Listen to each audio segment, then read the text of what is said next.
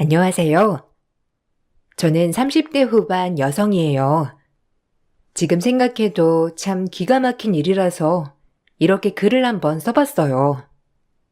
전 부모님이 일찍 돌아가셔 안 계시지만 고등학교 졸업할 때쯤 돌아가셨기 때문에 아버지 유산을 물려받아 어렵지 않게 혼자 살았어요. 하지만 부모님을 여의고 혼자 살아간다는 것이 얼마나 마음이 아픈 일인지 아무도 겪어보지 못한 사람들은 모를 겁니다. 그렇게 홀로 대학교를 다니며 그 누구의 축하도 받지 못하며 졸업을 했죠. 졸업한 후 중국어과인 저의 전공을 살려 비즈니스 호텔에서 호텔리어로 근무하게 되었어요. 일을 하다가 남편도 만났고요. 남편은 늘 자주 오는 VIP 손님이었습니다. 늘 열심히 일하는 그의 모습을 보며 멋지다고 생각하며 결혼까지 하게 되었어요.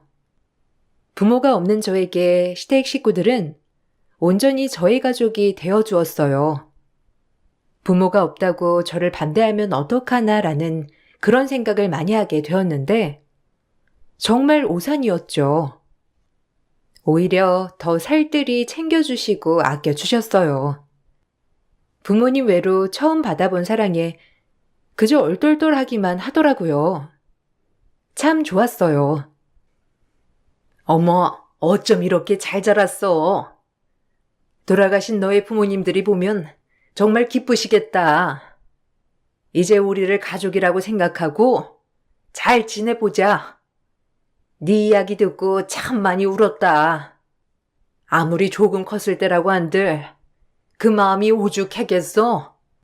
자랐다 자랐어, 우리 집에. 그렇게 말씀해 주셔서 감사합니다. 저에게도 부모님이 생긴 것 같이 너무 좋아요. 정수 씨랑 결혼을 하게 된 건 정말 최고의 축복인 것 같아요. 어머님, 감사합니다. 제 마음 알아주셔서요. 그리고 친엄마처럼 잘 모실게요. 지켜봐 주세요. 엄마랑 유리랑 잘 지내는 거 보니까 내가 더 좋은데? 고마워. 엄마도 쉽지 않았을 텐데. 유리 이야기 누구보다 가슴 아파해주고 공감해줘서. 내가 우리 엄마가 이럴 줄 알았다니까? 엄마라면 유리한테 더 잘해주실 것 같았거든. 고마워요, 정말. 고맙긴. 이렇게 잘 자라기 쉬운 줄 아니? 얼마나 속상했을 거야. 그래도 대학교도 가고 혼자 힘으로 얼마나 잘 살았어. 내가 다 뿌듯하다. 참 곱다 고와. 우리 앞으로 행복하게 지내보자. 알겠지? 내가 친엄마처럼 잘해줄게, 유리야. 나한테 기대렴. 그렇게 결혼은 일사천리로 진행이 되었어요. 누구보다 친엄마처럼 결혼 준비도 제 옆에서 잘 도와주시더라고요. 친정엄마가 안 계시는 절 위해 결혼 준비도 살뜰히 도왔죠. 참 어떠한 것으로 이 감사함을 다 갚을 수 있을까라는 생각이 들었어요. 그렇게 저희는 결혼을 진행하게 되었죠. 남편 쪽도 친척분들이 거의 안 계셨기 때문에 친한 친구들만 간단히 초대하여 결혼식을 진행하였어요. 제 친구들도 항상 어렵게 살아온 저에게 시댁 잘 만났다며 어찌나 입에 침이 마르게 칭찬을 하는지 기분이 좋았죠. 그 정도로 전 시집을 잘 갔습니다. 남에게 이런 사랑을 받을 수 있을까 싶을 정도로 시어머니와 남편은 과분한 사랑을 주었거든요. 어머, 너희 시어머니 너무 좋으시다. 어쩜 널 딸처럼 생각하는 것 같아. 네 남편도 그렇고 복 받았어. 이제 행복하게 살아. 앞으로 꽃길만 걸으란 말이야. 너 그동안 혼자 얼마나 힘들었어, 안 그래? 이게 다 이러려고 그렇게 힘들었나 보다 생각해. 고마워. 그래야지. 정말 좋은 남편, 시부모님 만나서 얼마나 행복한지 몰라. 결혼식 와줘서 너무 고마워. 밥 꼭 먹고 가. 아유, 기집애. 부럽다. 남편 인물도 훤해. 시어머니 자리도 좋아. 이제야 네 인생이 필요나 보다. 여하튼 너무 축하해, 유리야. 친구들은 저마다 한마디씩 하였고, 전 참 뿌듯했어요. 그렇게 결혼식이 끝나고 결혼 생활이 시작되었어요. 전 부모님이 안 계셨기 때문에 오히려 시부모님과 같이 사는 게 나쁘지 않았지만, 시어머니는 한석 후 집 근처에 조그만 아파트를 하나 얻어주셨죠. 이 부분도 너무 감사했습니다. 본인보다 제 마음을 먼저 살피는 것 같았거든요. 세상에 이런 시어머니가 있을까 싶을 정도로 고마웠죠. 아유, 그래도 너희끼리 둘이 살아봐야지. 신혼인데 네 마음은 너무 고마워. 요새는 시어머니랑 살기 싫다고 하는 판인데 어쩜 이렇게 말을 예쁘게 하니? 마음만 받을게. 그래도 신혼이니까 정수랑 알콩달콩 살면서 예쁜 모습 오래가길 바란다. 에이, 어머니는 이제 제 엄마나 다름없는데 정말 함께 살아도 너무 좋아요. 어머니도 참 항상 너무 배려하셔. 아니야. 가끔 와서 저녁이나 먹고 가. 엄마는 그거면 돼. 그리고 너희들이 잘 사는 게 엄마는 가장 행복한 일이란다. 알겠지? 역시 우리 엄마처럼 이렇게 신세대스러운 엄마는 없다니까 정말. 고마워요, 엄마. 나 유리랑 정말 잘 살 테니까 지켜봐 줘. 그래, 너희가 잘 살면 엄마한테 효도하는 거야. 그러니까 딴 말 말고 그냥 행복하게만 살아.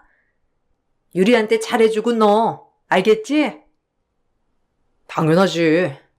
유리는 내가 살뜰히 아낄 테니까 엄마는 걱정 말아요. 이럴 때 보면 내 엄마인지 유리 엄마인지 모르겠다니까.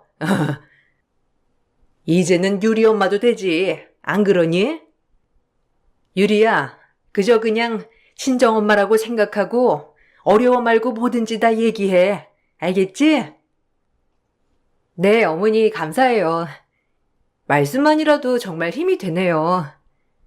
제가 어떻게 이런 사랑을 받을 수 있는지 참 고맙습니다, 정말. 결국 저희는 분가를 하게 되었어요. 시댁과 그렇게 멀지 않은 집이라 일 끝나고 가끔 시댁에서 저녁도 먹고 하며 가깝게 지냈어요. 부모님 생각이 안 난다면 거짓말이겠지만 솔직히 너무 좋았습니다. 내가 정말 무슨 복이 있어 이런 시부모님과 남편을 만났을까 하는 마음에 매일매일이 행복했거든요. 평생 행복만 하겠구나 싶었을 생각을 하던 그때 제 행복은 그리 오래가지 않았어요. 동사무소에서 서류를 떼야 할 일이 있어서 서류를 떼는데 남편은 초혼이 아닌 재혼이더라고요. 그것도 제가 세 번째 부인이었죠. 처음 이 서류를 보고 정말 손이 벌벌 떨리더라고요. 조작된 서류인가 싶을 정도로 믿기 힘들었어요. 어떻게 남편과 시어머니가 알면서도 나한테 말을 안 했지? 사실 재혼이라는 충격보다 그냥 저를 속였다는 거에 대해서 더 힘들더라고요. 마음이 말이 아니었죠. 이게 뭐야? 아니, 자기 재혼이었어? 그런 말을 했어야지. 아이는? 어떻게 이런 걸 속여? 자기가 나보다 6살이 많지만 진짜 설마 했어. 그래도 그렇지 이건 진짜 아니지 않아? 사기 결혼이나 마찬가지라고. 어떻게 나를 감쪽같이 속이냐고. 미안해. 때가 되면 말하려고 했어. 재혼이라는 걸 어떻게 말을 해야 할지 몰라서. 그리고 누구보다 행복해하는 네 얼굴을 볼 때마다 내가 어떻게 말을 해야 할지 모르겠더라고. 정말 미안해. 용서해 주라. 이제 다 말할 수 있으니까 제발. 용서? 이게 용서로 가능한 일이야? 당신은 날 기만했어. 아니, 어머님도 마찬가지로. 그동안 그 순진무구한 얼굴을 하고 얼마나 재밌었니? 참, 난 자기가 날 속인 거에 대해서 화가 치밀어 올라. 알아? 어떻게 날 속일 수가 있어? 당신이 인간이야? 미안해, 정말. 한 번만 기회를 줘. 다신 너 속이는 일 없을 거야. 어? 그러니까 이번 한 번만 눈 감아주면 안 될까? 남편은 늘 말하려고 했지만 저의 모습을 볼 때면 입이 떨어지지 않았다고 했어요. 그래도 정말 배신감이 몰려왔습니다. 누구한테 말하자니 내 얼굴에 침 뱉는 꼴이라 말도 못하고 정말 스트레스가 이만저만 아니었죠. 남편의 재혼이 문제가 됐다기보다 저를 속였다는 사실이 차마 용서가 되지 않더라고요. 남편은 매일매일 저에게 사죄를 했어요. 결국 이 일은 시어머니 귀에도 들어갔죠. 그렇게 저를 예뻐하던 시어머니도 달리 보이더라고요. 어쩜 감쪽같이 날 속이고 그렇게 시치미를 뗄 수 있는지 말이에요. 사실 남편도 남편이지만 시어머니에게도 분노가 치밀어 올랐죠. 그렇게 친엄마처럼 본인을 생각하라고 했던 사람이 어쩜 눈 하나 깜빡 안 하고 속였는지 용서를 할 수 없더라고요. 남편과 시어머니 둘을 어떻게 할까 생각을 하며 눈물로 밤을 지새웠어요. 정수한테 들었어. 미안하다. 나라도 말을 했어야 했는데 혹시라도 네가 어찌 생각할까 늘 노심초사였었어. 정말 미안해. 그래도 그렇죠. 어머님은 얘기하셨어야 하는 거 아니에요? 아니, 어떻게 그렇게 감쪽같이 속일 수가 있어요? 미안해. 입이 10개라도 할 말이 없어. 내가 진짜 후회가 된다. 그래도 우리 정수 불쌍한 애야. 그러니까 용서해 주렴, 응? 뭐가 불쌍한데요? 속임수의 소가 결혼한 전 안 불쌍하고요? 그래서 잘해주셨던 거죠? 아들이 사문째니 혹시라도 문제 생길까봐 그렇게 잘해주셨던 거 아니에요? 전 이제 어머님의 진정성마저 의심이 들어요. 어쩜 그렇게 실망을 주시는지.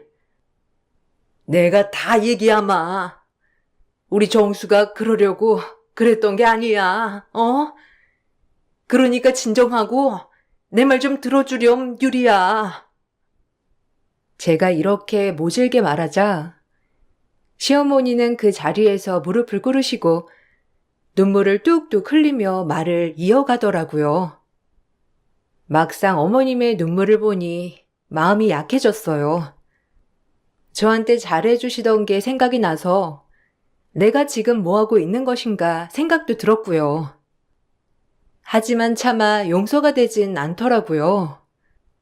이렇게 큰 것도 속이는데 다른 거라고 못 속일까 하는 생각이 가장 먼저 들었고, 이렇게 내가 슬퍼할 때 누군가에게 기댈 수조차 없다는 게 더 슬펐죠. 부모님이라도 살아 계셨으면 이럴 때 마음 놓고 가서 펑펑 울었을 텐데 라고 생각을 하니 눈물이 주체 없이 흐르더라고요. 정말 지금이야말로 세상에 혼자 동떨어진 사람 같았어요. 힘들었습니다. 무릎을 왜 꿇으시는 거예요? 얼른 일어나세요. 어머님이 이러면 제가 불편해서 어떡해. 네? 일어나세요, 얼른. 미안해. 사실 우리 정수 와이프들 결혼하고 보니 어쩜 이리 처복도 안 따르던지 둘 다 사별이다, 정수도. 거의 반 미친 사람이었지. 멀쩡한 와이프들 잃고 제정신이었겠니? 이혼도 아니고 사별이란 것을 너한테 꺼내기 어려웠을 거야. 받아들이는 사람이 어떻게 받아들여야 할지도 모르니까 말이야. 그래도 얘기를 했어야 했는데 너무 미안하다, 정말. 사별이라뇨? 그럼 전부인 둘 다 죽었다는 말씀이세요? 아니, 어떻게 그런 우연이... 그래도 말씀은 하셨어야 해요. 그러니까 미안하다 정말. 거의 반 미친 사람처럼 지내다 널 만난 모양이야. 어찌나 밝아지고 달라지던지. 내 욕심에 차마 그 얘기를 꺼내게 할 수 없다고 했었어.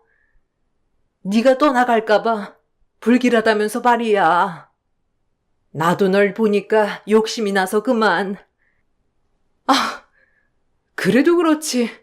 아니, 그런 얘기를 했으면 제가 왜 떠나갈 거라고 생각했어요? 절 뭘로 보고. 저도 부모님 여인 사람이에요. 사랑하는 사람을 잃었다는 게 어떤 느낌인지 다 아는데 어떻게 그런 생각을 하실 수 있어요? 너무해요, 정말. 미안해, 정말 미안해. 내가 너한테 할 말이 이것밖에 없구나. 우리가 거짓말했다고 생각 말고 그냥 노파심에 말을 하지 못했던 거라고 생각해주면 안 되겠니? 정말 미안하다.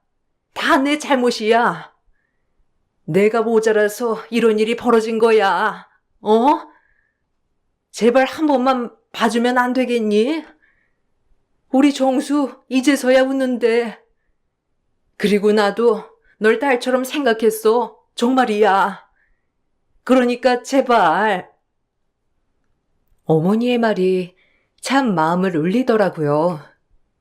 사랑하는 사람을 잃어봤던지라 그 절망감이 얼마나 큰 줄 알았거든요. 사별을 했다는 소식에 제일 먼저 든 생각은 정말 한 번도 아닌 두 번이나 마음이 찢어졌겠다, 고통스러웠겠다, 이런 마음이었어요.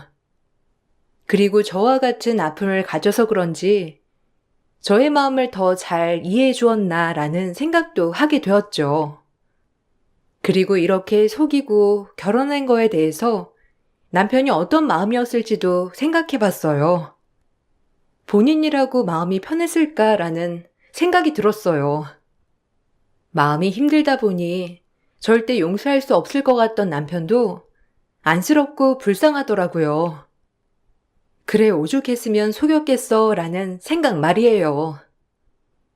당신 도대체 무슨 생각으로 숨겼던 거야? 사실대로 말해줘. 내가 이해 못 해줄 줄 알고 그랬던 거야? 평생 숨기려고 했어? 미안하다. 정말 평생 숨기려고 하진 않았어. 항상 말해야지 하면서 말 못했어. 어떻게 이런 우연이 있는지. 첫째 와이프도 자동차 사고로 갑작스레 떠났고, 그러다 두 번째 와이프도 마찬가지로 사고로 죽었어. 이런 얘기를 내가 어디 가서 하겠어? 널 만나서 정말 말하고 싶었는데 네가 불길한 놈이라고 할까봐 차마 입이 안 떨어지더라고. 두 번이나 이런 일을 겪으니까 말이야. 진짜 미안하다 정말. 네가 원하는 대로 다 해줄게. 불길한 놈이라고 떠나가도 좋아. 네 선택 존중해. 미안해. 어떻게 날 그 정도로밖에 안 봐? 나도 부모님 여의고 얼마나 힘들었는데 내가 당신 마음 이해 못할까봐? 너무한다. 날 그 정도 여자로밖에 안 본 거야? 그동안 얼마나 힘들었어. 나한테 털어놓지, 나도 미안해. 당신 아픔 들춰내서. 제가 부모님을 여일 때 정말 죽고 싶을 만큼 힘들었어요. 남편 또한 마찬가지라고 생각했죠. 이 아픔을 품고 아무렇지 않은 척 살아간다는 게 얼마나 힘든 일인지 알았기 때문에 남편이 이해가 가더라고요. 그동안 얼마나 힘들었을지도 상상이 갔고요. 전 남편을 이해하기로 했습니다. 그리고 제가 그 아픔을 보듬어주고 싶은 마음도 들었고요. 그렇게 저희 사이는 더욱 단단해졌죠. 오히려 전보다도 더 서로의 마음을 공유한 채 단단해져 갔어요. 나와 같이 아픔이 있는 사람이라 날 쉽게 잘 이해할 수 있었구나 싶기도 하면서 이게 운명인가라는 생각도 들었고요. 시어머니 또한 곁에서 지켜보는 내내 마음을 졸였을까 생각도 들었죠. 너무 고마워. 쉽지 않은 결정이었을 텐데 참 부끄럽다 너한테. 이렇게 내가 또 빚을 지네. 항상 마음에 빚이 있었는데. 아니야. 그렇게 생각 마. 나도 미안해. 너무 내가 모질게 말했지? 자기 마음도 참 안 좋았을 텐데. 그래도 우리 이제 다 잊고 새 출발하는 거야. 내가 자기 아픔까지도 감싸줄게. 자기도 그랬던 것처럼 말이야. 알겠지? 어머니도 마음 많이 졸이셨을 텐데. 오늘 저녁 엄마네서 먹을까? 아마 우리 잘 풀었다고 하면 좋아하실 거야. 그러니까 저녁 먹으러 같이 가자. 엄마 좋아하실 거야. 그동안 어머님도 마음고생 하셨을 생각에 어머님네로 저녁을 먹으러 갔어요.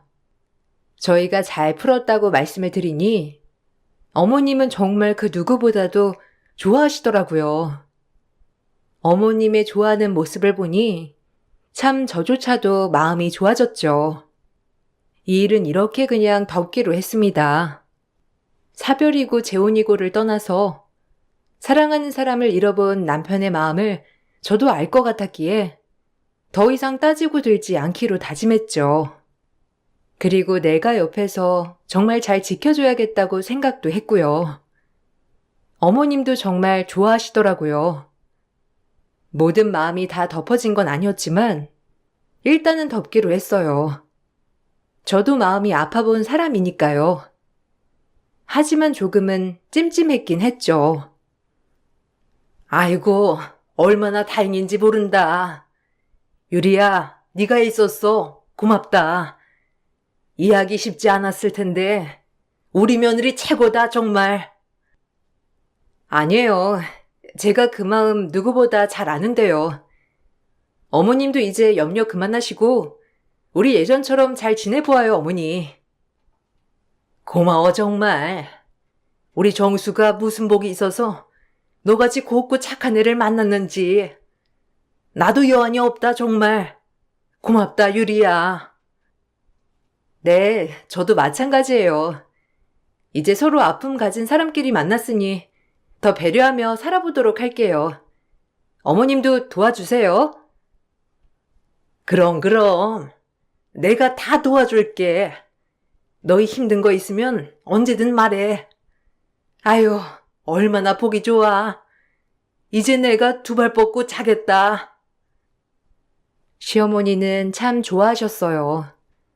저도 그래 좋은 게 좋은 거구나 생각을 하기로 했죠. 그렇게 시간이 좀 흘렀고 전 임신을 했어요. 계획하지 않은 임신이라 당황스럽기도 했지만 남편과 시어머니가 얼마나 좋아할까라는 생각에 제가 더 들뜨더라고요. 우리에게 찾아온 축복 잘 지켜내야겠다고 생각을 했죠. 그리고 남편에게 깜짝으로 놀래주려고 집에서 준비를 했어요. 퇴근 후 돌아온 남편은 온 집안이 축하 파티로 되어 있는 것을 보고 놀라더라고요. 그렇게 전 남편에게 서프라이즈 선물을 줬죠. 이게 다 뭐야? 무슨 좋은 일 있어? 풍선이며 케이크며 자기 무슨 일 있는 거야? 아님 우리 오늘 무슨 날인가? 자기 아빠 됐어. 축하해. 7주 됐대. 우리가 엄마 아빠가 되는 거라고. 자기 어떻게 생각해? 놀랍지? 뭐? 임신? 그럼 임신을 했단 말이야? 아니 그럴 리가 없는데. 우리 조심했잖아. 어떻게 임신이 되지? 아, 제가 생각했던 거와는 다르게 남편은 그렇게 좋아하는 표정보다는 놀란 표정이 가득했죠. 사실 그 모습을 보고 실망스러웠어요. 그 누구보다 좋아할 거라고 생각했지만 남편은 좋아하긴커녕 오히려 놀라고 수심이 가득한 표정이었거든요. 속상했어요. 자기 그 표정 뭐야? 안 기뻐? 아니, 난 자기 엄청 좋아할 줄 알았는데. 자기 나이도 있고 그러니까 빨리 가지면 좋지 않아? 아니, 그렇기도 한데. 너무 갑작스러운 임신이니까 그렇지. 아직 우리가 부모가 될 준비가 되어 있나 싶기도 하고. 다들 그렇게 부모가 돼가는 거지. 너무 실망스러운데? 자기 표정이? 난 엄청 좋아할 줄 알았는데. 안 기쁜 거야? 아니야. 기뻐. 그냥 좀 당황해서 그래. 그러니까 너무 신경 쓰지 마. 익숙해지겠지. 오늘은 너무 갑작이라 약간 당황스럽네. 생각했던 것보다 오히려 실망한 기색이더라고요. 딩크는 아니었지만 아이에 대해 한 번도 서로 얘기해 본 적이 없던 터라 남편의 마음을 내가 잘 몰랐던 걸까라고 생각이 들었어요. 그래도 어머니한테는 얘기를 해야 할 것 같아서 그날 어머님께도 얘기를 드렸죠. 하지만 남편과 함께 어머니도 제가 생각한 것과는 전혀 다른 액션을 취하시더라고요. 이게 뭐지? 라는 생각이 들었어요. 어머니, 저희 임신했어요. 이제 7주래요. 어머니 할머니 되시는 거예요. 어떠세요? 기분 얼떨떨 하시죠? 뭐? 임신? 아니, 계획한 거니? 정수가 그러자고 해? 아니, 어떻게 임신이? 아, 싫은 건 아니지만, 좀 놀랍구나, 갑자기. 정수 씨도 그렇고, 어머님도 그렇고, 임신이 별로 좋진 않으신가 봐요. 애가 섭섭하겠어요. 그래도 생긴 생명인데. 아니, 당황스러우니까 그렇지. 너희끼리 알콩달콩 더 살다가 가질 줄 알았는데, 이렇게나 빨리 애가 생겨서. 그래도 정수 씨 나이도 있고 하니까 오히려 지금 생긴 게 잘 된 것 같아요. 어머님도 이제 할머니 될 준비하셔야죠. 애 있으면 얼마나 고생인데. 네가 몰라서 그래. 그렇게 너희끼리 알콩달콩 사는 게 없어진다니까. 다 짐이다 정말. 에이, 짐이라뇨. 어머님, 정수 씨가 짐인 적 있어요? 자식인데요, 뭐. 그래도 전 너무 설레는 거 있죠? 누구 닮았을까 하고요. 아이가 짐이라는 말에 마음이 쿵하고 내려앉았지만 별로 대수롭지 않게 생각했어요. 사실 마음속으론 좀 불편했지만요. 그래도 어머님과 남편도 시간이 지나면 차차 좋아지겠지라고 생각을 했습니다. 하지만 왜 어머님과 남편이 그렇게 행동을 했는지 조만간 알게 되는 사연이 발생했죠. 남편과 어머니는 저에게 실망감을 표한 게 미안했는지 임신을 했으니 보신을 하러 가자고 하더라고요. 그래 좀 미안했나 싶기도 했고 저 역시도 맛있는 거 먹는 걸 좋아했기 때문에 알겠다고 했어요. 엄마가 그때 그렇게 반응한 게 좀 걸리셨나 봐. 나도 그렇고. 오늘 너 보신 시켜주러 가자는데? 같이 갈 거지? 어때? 나야 좋지. 그래. 나 사실 그날 어머님이랑 오빠한테 너무 실망했어. 이제 좀 정신이 들어? 뭐 놀랄 수야 있지. 그래도 어쩜 생긴 아이한테 그렇게 실망을 할 수가 있어? 뱃속에서도 다 듣는데 앞으로 그러지 말아야 해. 알겠지? 내가 미안해. 생각이 짧았어. 참 철없지. 일단 맛있는 거 먹으러 가면서 자기 기분도 풀고 그러자. 그렇게 시어머니와 남편을 따라 오골개집을 따라갔죠. 시어머니는 미리 오골개집을 예약해 놓으셨더라고요. 으리으리한 오골개집에 도착을 한 후 식전 화장실에 먼저 들려 손을 닦으려고 했어요. 어머님과 남편에겐 화장실에 다녀온다고 했고요. 화장실 좀 다녀올게요. 어머님이랑 당신 먼저 드실 준비하고 있어요. 와, 너무 맛집 스멜 많이 나는데요? 기대돼요. 그렇게 화장실에 갔는데 아까 저희가 등장할 때부터 자꾸 저희 쪽을 힐끔거리는 종업원이 제가 화장실에 가자 절 뒤따라 들어오더라고요. 뭐지? 내 얼굴에 뭐가 묻었나 싶어 거울을 보며 확인하던 찰나 종업원이 제게 말을 걸었습니다. 아니, 저 사람들, 혹시 시댁 사람들이에요? 남편? 시엄마? 아, 제가 오지랖인 걸 알지만요. 혹시 저 사람들 모르세요? 네? 무슨 말씀이세요? 저희 남편이랑 시어머니 되시는 분인데, 뭐 아시는 분들이세요? 아까부터 이상하다고는 생각했어요. 제 말이 끝나자마자 종업원이 해준 말에 전 숨쉬기가 곤란할 정도로 패닉에 빠져 있었어요. 정말 놀랐습니다. 그리고 아무렇지 않은 척 다시 식사를 하는데 밥이 입으로 넘어가는지 코로 넘어가는지 모르겠더라고요. 대충 식사를 마치고 전 알아볼 것이 있어 다음 날이 되어 남편과 시모를 미행하기 시작했어요. 그리고 제 보험 여부를 확인하러 사무실에도 들려야 했고요. 저도 모르게 들어져 있는 교통사고 사망보험금이 있더라고요. 무려 4억짜리로요. 제가 죽으면 이 모든 보험금은 남편에게 가는 걸로 되어 있더라고요. 이제서야 종업원 말이 다 와닿더라고요. 사실 그날 종업원이 해준 얘기는 남편이 지금 보험 사기로 인한 조사를 계속 받고 있고 본인은 전 와이프의 아는 언니라고 했어요. 사실 그날도 그 동생이 남편이 무섭다, 이상하다는 소리를 했다고 하더라고요. 사망보험금 들어져 있는 거 알아봐요. 저 사람들 얼마나 무서운 사람들인 줄 알아요?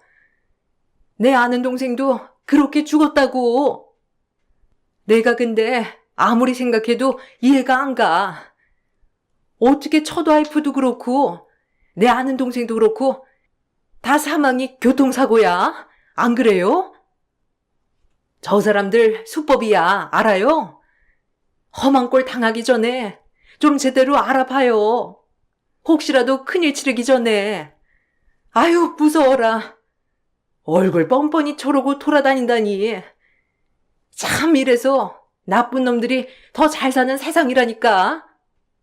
내 아는 동생이 얼마나 착했는데 부모도 없이. 그게 사실이에요? 아니 그럼 그건 중대 범죄인데 어떻게 지금까지 저렇게 멀쩡히 잘 살고 있는 거죠? 말이 안 되잖아요. 난들 알아요. 얼마나 똑똑한지 법망을 다 피해간다고. 경찰도 확실한 물증이 없으니 못 집어넣는 거지. 하여튼 잘 알아보고 빨리 끝내요. 내가 내 동생 같아서 하는 얘기니까. 혹시 그쪽도 부모가 없어요? 저 사람들 수법이라니까. 남편의 전 와이프도 부모님이 안 계셨다고 했어요. 혹시라도 뒤탈이 생기지 않기 위해서 그런 사람만 골라 결혼했더라고요. 그리고 전 언제 차 사고가 날지도 모른다는 공포심에 두려움에 떨었죠. 어떻게 밝혀낼까 이 생각을 하다가 너무 무리하게 스트레스를 받는 바람에 아이마저 유산을 하고 말았죠. 제가 유산을 하자 남편은 위로를 해준답시고 좋아했지만 전 그거마저 소름이 돋더라고요. 유산을 하고 전 곧바로 남편의 뒷조사를 시작했죠. 흥신소에 의뢰를 하는 거라 돈이 있게 들었지만 정말 정확한 정보더라고요. 올골개집 직원 말대로 부인들 2명 모두 교통사고로 인한 사망, 그리고 사망보험금 각각 5억씩 본인 수령, 둘 다 가족이 없는 무형고자였고요. 보험회사에서도 이걸 수상히 여겨 조사에 착수했지만 요리조리 잘 피해 나갔다고 했죠. 그래서 임신을 한 것도 기쁘지 않았던 게 본인들의 계획에 어긋나니까요. 그거였어요. 전 이 일을 알고 곧바로 변호사를 찾아가 혼인무효소송과 함께 경찰에 신고를 했습니다. 경찰들과 보험회사 사람들도 남편을 조사했었던 사람이었기에 조사는 빠르게 진행이 되었어요. 제가 남편과의 혼인무효소송을 걸자 남편은 저를 설득하려고 하더라고요. 하지만 정말 얼굴 보기 힘들더라고요. 아니, 이게 무슨 상황이야? 너 유산한 건 나도 마음은 아프지만 그래도 혼인 무효라니. 아니, 왜 그러는 거야, 갑자기? 몰라서 물어? 소름 끼쳐. 당신 두 와이프 교통사고, 사망보험 수령금 다 당신이 차지하고 그 사고도 의문이 많다던데? 하필 둘 다 자차 브레이크 고장. 이게 말이 돼? 난 언제쯤 처리할까 그 생각하고 있었지? 그 와이프 둘 다 무용고자라며. 나처럼 부모도 없는 그런 여자들만 골라서 아예 시작한 거 아니야? 이걸 안 이상 당신이랑 절대 못 살아. 어머님도 마찬가지야. 아이 가졌다고 했을 때 왜 안 좋아했는지 알 것 같았어. 자기 계획에 차질이 생겼겠지. 빨리 처리해야 하는데 아이까지 있으니.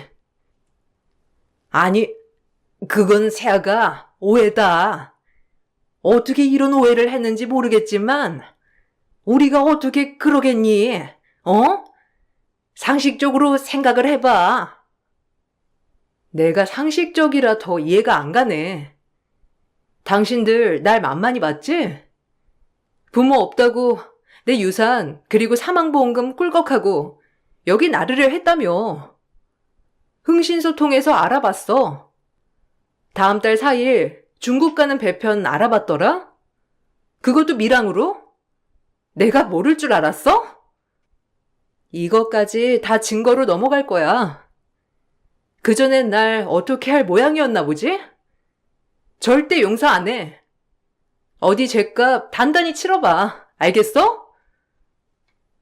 남편은 제 말을 듣고 놀란 듯이 아무 말도 못하다가 절 설득하려고 했죠. 정말 소름이 돋았고 계속 이대로 있다간 무슨 일이 당할 것 같아서 무서웠어요.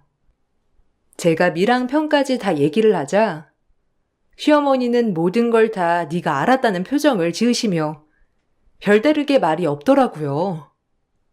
그저 제 입을 어떻게 막을 것인가에 대해 궁리를 하는 것 같더라고요. 소름이 돋았어요.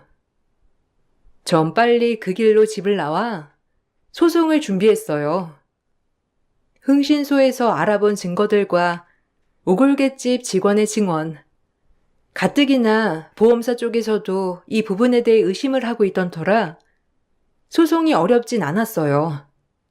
전 혼인 무효 소송과 함께 싸움에 들어가게 되었습니다. 진짜 이렇게까지 해야겠어? 사고는 우연이라고 했잖아. 내 친구가 보험을 하니까 그냥 들어주느라고 들었던 거고. 자꾸 그럴래? 너마저 날 못 믿으면 어떡하려고 그래? 진짜 오해라니까, 어? 제발 믿어주라. 나 너밖에 없잖아. 제발. 입 닫어. 누굴 호구로 보나. 경찰 조사도 했었던 거 다 알아.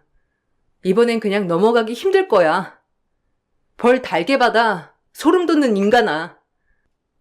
그리고 앞으로 이렇게 개인적으로 말 걸지 마. 내 변호사 통해서 얘기해. 당신이랑 마주보고 있는 것도 소름 끼치니까. 전 그렇게 예정대로 모든 걸 진행해 나갔어요. 원래도 보험회사와 경찰이 조사 중이었던 사안이라 제 신고가 들어가자 사건 조사에 가속도가 붙더라고요. 그리고 법원에선 저의 뜻을 들어주어 혼인 무효도 되었어요. 계속되는 법망의 추궁으로 남편과 시어머니는 모든 걸 털어놓았습니다. 이번 건도 마찬가지로 사고로 위장하여 사망보험금을 타려고 했다고 하더라고요. 이 얘기를 듣자 정말 소름이 쫙 끼쳤습니다. 그날 오골개집만 안 갔어도 전 몰랐겠죠. 아이를 잃었지만 아마 어차피 아이는 태어나지도 못하고 큰일을 당했을 수도 있으니까요. 남편은 2건의 살인죄와 보험 사기에 대한 건, 그리고 저에 대한 살인 미수죄로 징역 21년을 받았고요. 시어머니는 공모했다는 죄로 똑같이 징역 12년을 받았습니다. 한순간에 남편과 시어머니는 구속이 되었어요. 저에게도 이런 일이 일어났다는 게 정말 무섭더라고요. 그리고 오히려 정신이 바짝 차려졌고요. 어떻게 이런 일이 있을 수 있는지 정말 지금은 꽤 오래전의 이야기지만 지금 생각해도 무서워요. 아찔하기도 하고요. 전 그때 이후로 조금 더 단단한 사람이 되어 살아가고 있어요. 자상한 남자와 결혼도 하고 아이도 낳고 행복하게 살고 있습니다. 가끔 왜 나한테 이런 말도 안 되는 일이 생겼을까 하는 생각도 들고, 그때 왜 그 남자랑 결혼했을까 하는 후회도 밀려오지만, 이 험난한 세상 조금 더 단단하게 살아가기 위해서 그런 일이 일어나지 않았을까 싶어요. 다시 떠올리기도 힘들고 지금 생각해도 소름 돋는 이야기지만, 그런 일이 있었기에 지금의 좋은 남편을 만나 살아갈 수 있는 것 같아요. 앞으로 더욱 행복하게 살아갈 겁니다. 여러분들도 혹시 힘든 일이 생긴다면 마음 단단히 먹고 헤쳐나가세요. 제 글 읽어주셔서 감사합니다. 안녕하세요. 저는 최근에 정말 황당한 일을 겪어서 사연을 신청하게 된 40대 초반 여자입니다. 몇 년 전에 저희 엄마가 생명보험에 가입을 하신 적이 있으셨어요. 건강이 점점 약해지시는 걸 느끼셨는지 저 몰래 보험을 알아보셔서 혼자 가입을 하셨죠. 5년 전에 아빠가 먼저 세상을 떠나셨었는데 그때 아무런 준비가 되어 있지 못한 상태에서 갑작스럽게 가시다 보니 엄마는 그 일로 인해 많은 생각을 하셨던 것 같아요. 그래서 차후에 저에게 조금이라도 도움이 될 수 있을지도 모른다며 생명보험에 가입을 하셨던 거였죠. 그런데 엄마와 제가 통화하는 걸 남편이 엿들었는지 통화를 끝내고 거실로 나왔을 때 남편이 저희 엄마가 생명보험에 가입을 했냐고 물어보길래 그런 거 같다는 말 한마디밖에 안 꺼냈는데 남편은 그걸 생각 없이 떠들고 다녔는지 시댁에 모임이 있었을 때 시모 입에서도 보험 얘기가 나왔어요. 솔직히 기분이 별로 좋지 않았던 게 엄마가 곧 세상을 떠나실 것처럼 오해를 하고 계셔서 남편의 입방정에 화가 많이 난 상태였어요. 그래서 집으로 돌아온 이후 남편과 한바탕 하게 되었었죠. 쓸데없는 얘기를 왜 시댁 식구들에게 꺼내 놓았는지 이해할 수가 없었어요. 그럴 수도 있지. 나는 온전히 장모님이 걱정돼서 그런 건데 그게 잘못된 건 아니잖아. 오히려 당신이 더 예민하게 반응하고 있는 거 알아? 장모님이 세상 떠나시면 보험금 좀 나눠달라고 할까봐 그런 거야? 사람 일이 어디서 어떻게 될지 모른다지만 우리 집안이 장모님 보험금에 눈독 들이겠소? 그래도 보험 들었다는 걸 쓸데없이 얘기할 필요는 없는 거였잖아. 사소한 오해가 서로에게 안 좋은 감정을 싹트게 한다는 거 몰라? 아까 어머님이 말씀하시는 거 못 들었어? 보험금 나오면 당장 해외여행부터 알아보신다잖아. 그게 내 앞에서 할 소리야? 우리 엄마 아직까지 몸에 전혀 문제 없으셔. 그냥 예전에 아빠가 세상 떠나시고 여러 가지로 고민이 많으셨는지 혹시 모를 일을 대비해서 나한테 조금이라도 도움이 되어주고 싶으셨는지 내가 말려도 보험 가입을 하셨던 거라고. 그런데 암에 걸렸거나 말 못할 희귀병에 걸린 거 아니냐며 이상한 쪽으로 부풀리셨잖아. 그 말을 듣고 내 기분이 어땠는지 생각해 봤어? 아니면 그만인 거지. 그냥 장난으로 얘기한 것뿐인데 왜 이렇게 심각하게 받아들여? 설령 장모님이 세상 떠나셔서 보험금이 나왔다고 치자. 그럼 그 돈을 당신 혼자 꿀꺽 할 건 아니잖아. 가족들에게 도움이 될 수 있는 쪽으로 사용할 거 아니야? 우리 엄마가 여행 가고 싶다고 하시면 그렇게 해줄 수도 있잖아. 당신이 보장되는 보험금이 얼마나 되는지 알려주진 않았어도 최소 억 단위일 텐데 여행 보내드리는 거 그거 얼마 하지도 않잖아. 그런데 모처럼 만든 자리에서 얼굴까지 붉히면서 뛰쳐나와야 했어? 우리 엄마가 당신한테 너무 큰 실망을 하셨는지 상처까지 받았다고 하는 거 내가 겨우 진정시키고 온 거 몰라? 그래서 지금 당신이 잘했다는 거야? 그 입방정만 안 떨었어도 이런 분위기는 만들어지지 않았겠지. 이 모든 게 당신이 자초한 일인데 왜 나한테 뭐라고 그래? 남편의 생각 없는 행동으로 인해 잘은 아니더라도 서로 얼굴 붉히지 않고 지내던 관계가 흔들리게 되었고, 시댁 식구들은 이런 제가 돈 때문에 거리를 두고 예민하게 행동하는 거라는 오해를 하고 있었죠.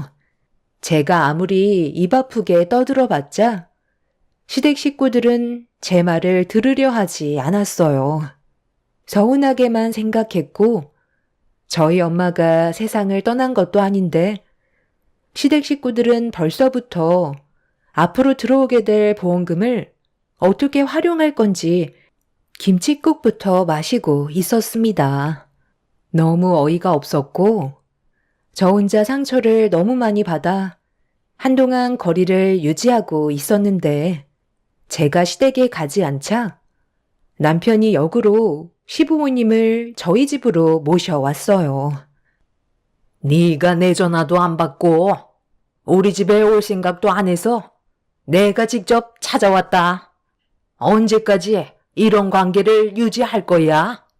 아예 얼굴 안 보고 살 생각이었던 거니? 왜 이렇게 나오겠어요? 나중에 장모님 세상 떠나시면 나오는 보험금 혼자 먹으려고 저희랑 미리 관계를 끊어내려는 거잖아요. 너무 속보이지 않아요? 어느 정도 짐작은 하고 있었다만 돈 때문에 서로 등을 돌려야 되겠니? 오래간만에 얼굴 보는 건데 그래도 웃으면 서로 좋잖아. 계속 그렇게 서 있을 거야? 아무리 돈이 좋다고 해도 가족들까지 등 돌리는 행동은 하면 안 되는 거다. 혼자 욕심 부리면 나중에 벌 받는다는 거 몰라? 항상 마음을 곱게 써야 되는 거야. 도대체 여긴 왜 오신 거예요? 제가 돈 때문에 등을 돌린다고요? 정말 이렇게까지 나오실 줄 몰랐는데 너무들 하시네요.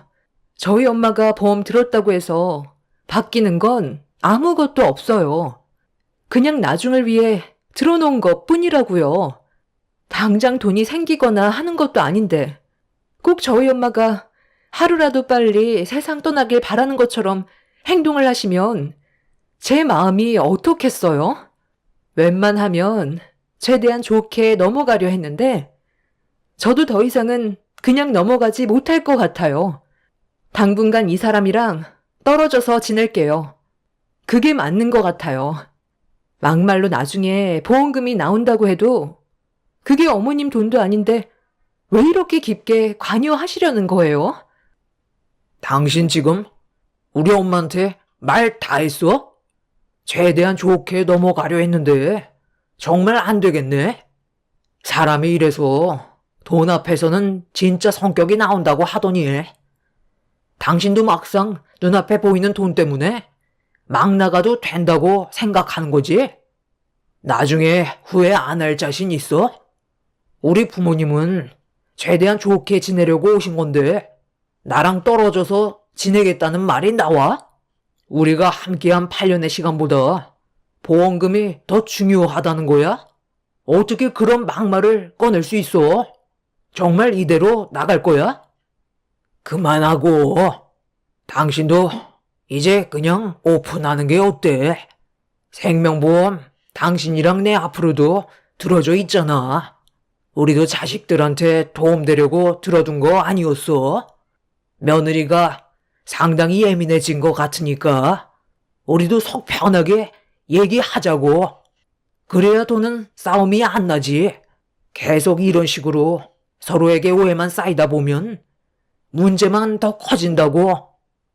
아, 그러니까 두 분께서도 생명보험에 가입이 되어 있으셔서 저한테 더 막대하셨던 거네요.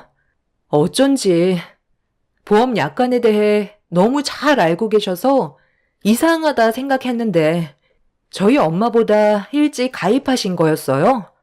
그동안 저는 그 사실을 모르고 있었고 이 사람만 알고 있었던 거네요.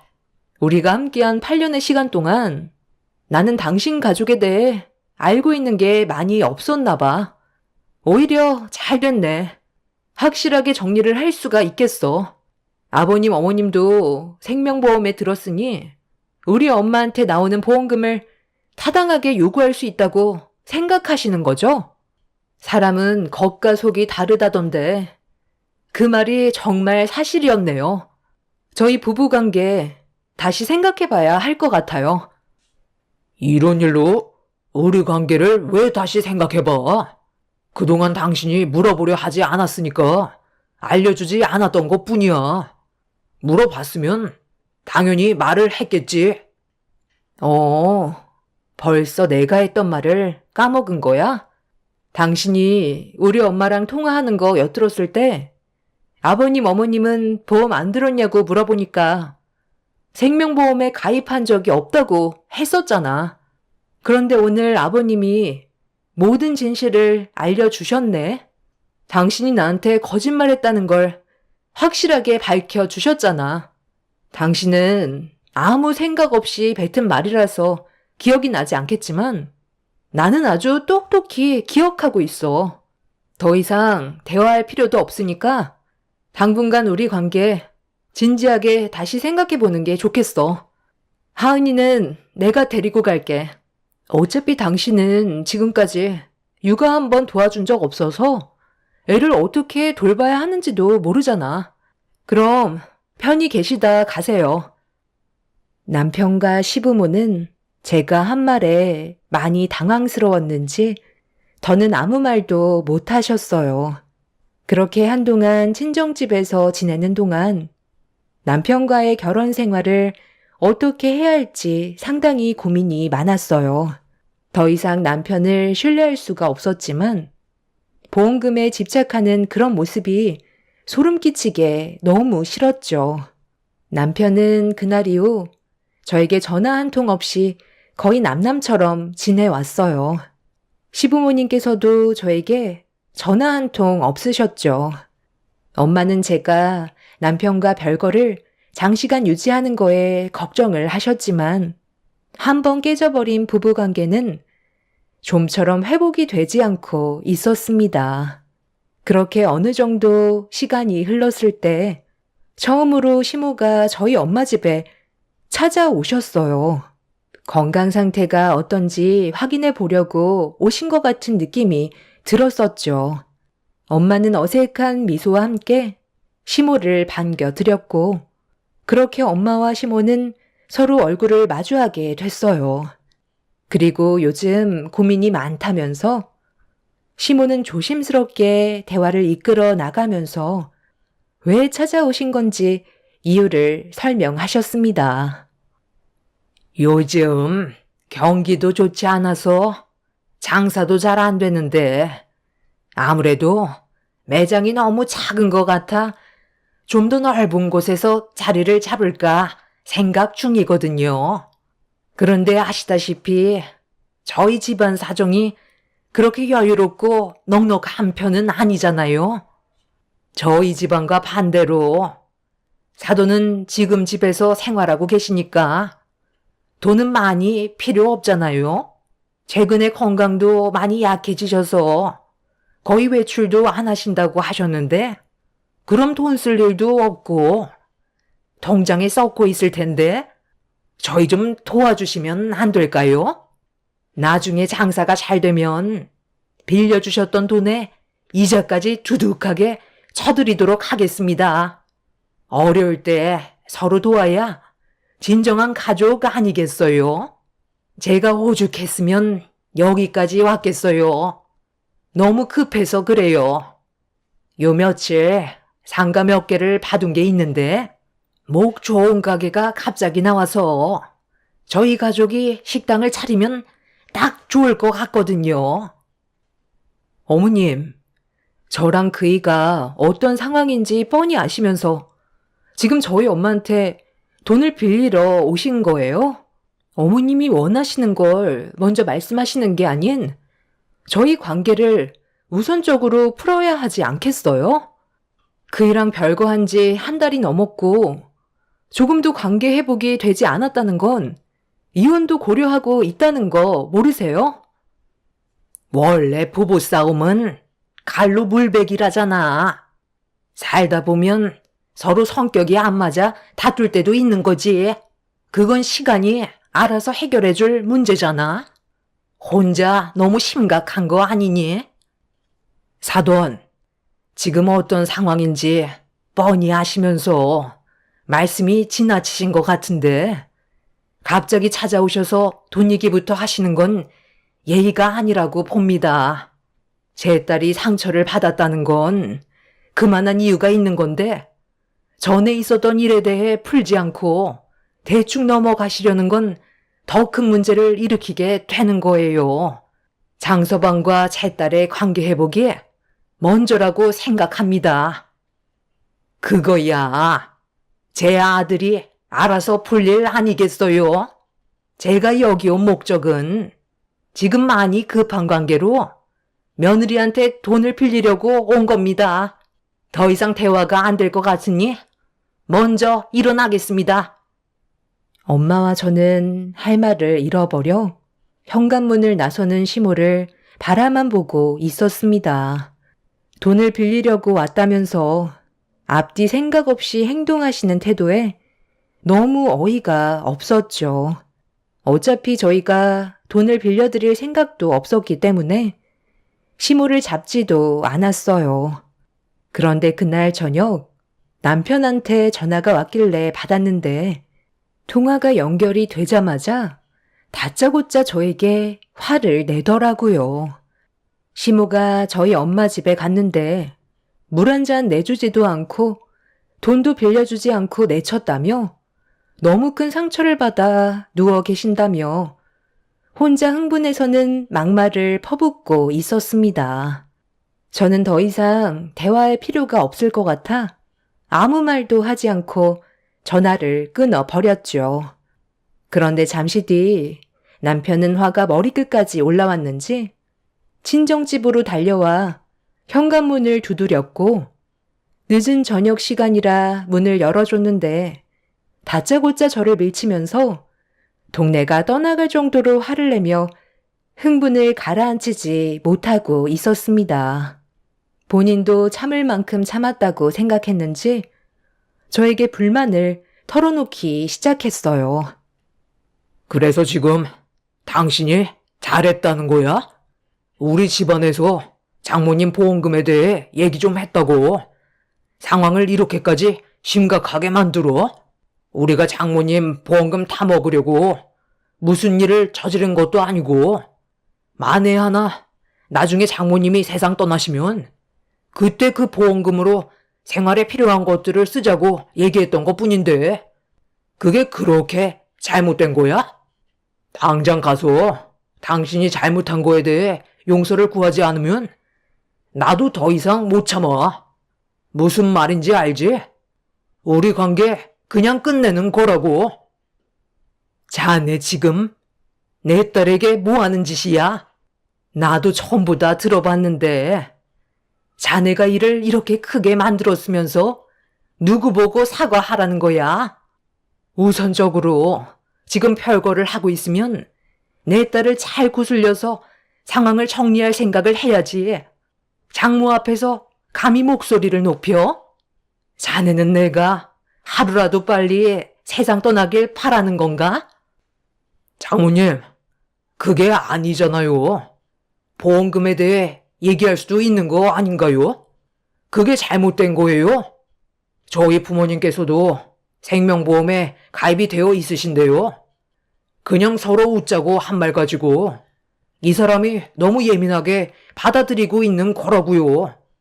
그렇다고 저희 엄마가 장모님 집에까지 직접 찾아오셨는데 물 한 잔 건네주지 않으시고 남대하듯 단호히 거절하시면 얼마나 마음에 상처를 받으시겠어요.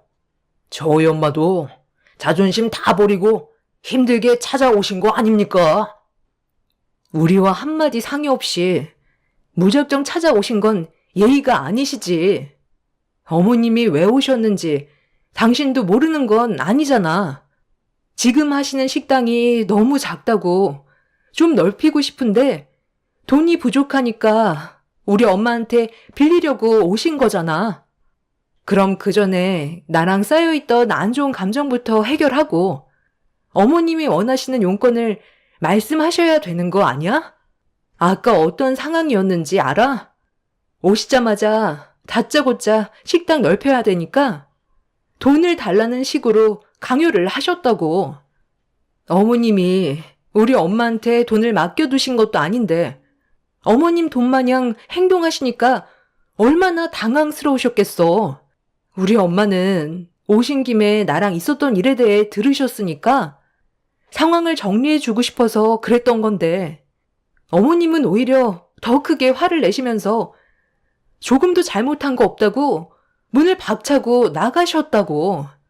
그럼 당신도 어떤 일이 있었는지 대충 알게 됐으면 최대한 좋게 풀어갈 생각을 해야지. 오히려 더 악화만 시키고 있잖아. 방금 이혼이라고 그랬지? 나도 한 달 넘게 당신이랑 별거하면서 8년의 시간을 되돌아봤거든? 그런데 항상 당신 위주로만 돌아갔지. 정작 내가 원하는 건 하나도 들어주지 않았더라고. 나도 그동안 말을 안 해서 그렇지. 쌓인 감정들이 얼마나 많았는지 알아? 오늘 확실하게 알 수 있게 됐네. 이혼하자. 제가 오히려 더 강하게 밀어붙이면서 남편이 이혼하자고 했던 말에 확실한 마음을 표현하면서 그만 끝내려고 하자 많이 당황했는지 말을 더듬기 시작했어요. 시간이 지날수록 남편과 시부모의 행동에 상당히 어이가 없었죠. 원래 남편에게는 위로 형이 하나 있는데 저는 한 번도 얼굴을 본 적이 없었지만 어떤 상황이었는지는 대충 듣긴 했는데 아주버님이 결혼을 했을 때 시모가 며느리를 하도 못살게 굴어서 결국 두 손 두 발 들고 인연을 끊었다는 걸 들은 적이 있었어요.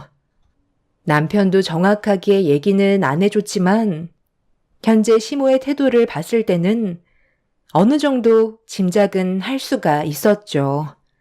결국 저희 가족에게 상처를 줬던 시모는 좋게 풀 생각은 안 하시고 남편에게 저와 이혼을 하라고 부추겼고 끝내 저희 부부는 서류에 도장까지 찍게 되는 일이 생기고 말았습니다.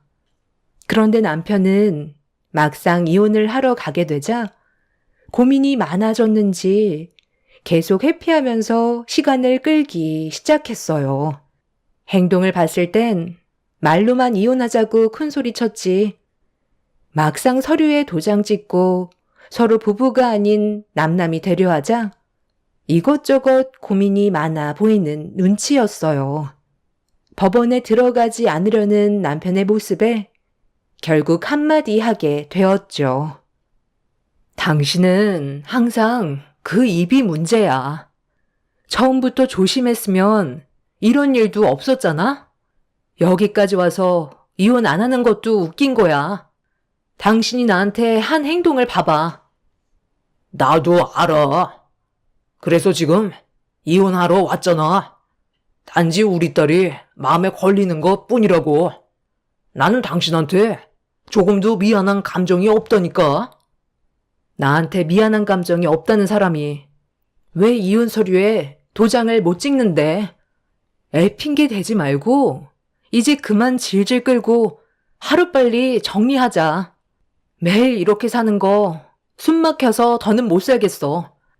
당신이랑 나랑 어차피 이혼하게 되는 거라 내가 아무 말도 하지 않고 있었는데 며칠 전에 어머님한테 전화 왔었거든? 그런데 나한테 뭐라고 했는지 알아? 당신이랑 이혼하면 위자료를 어머님 통장으로 보내달래. 지금 우리가 이혼하는 게 나 때문에 하는 것도 아닌데 위자료를 받겠다는 거야. 만약 주지 않으면 2번 다시 아이 얼굴 못 볼 줄 알라면서 전화기 붙잡고 나한테 화를 내는데 너무 어이가 없고 대화의 가치도 없어서 그냥 끊어버렸어. 당신 귀에는 안 들어간 것 같아 얘기해 주는 거야. 아주버님도 어머님 때문에 인연 끊었다며. 결국 당신이랑 나도 어머님 때문에 이혼하는 거나 마찬가지지. 있지도 않은 보험금 때문에 나한테 온갖 상처 주고 사과 한마디 없이 상황을 더 악화만 시키셨잖아.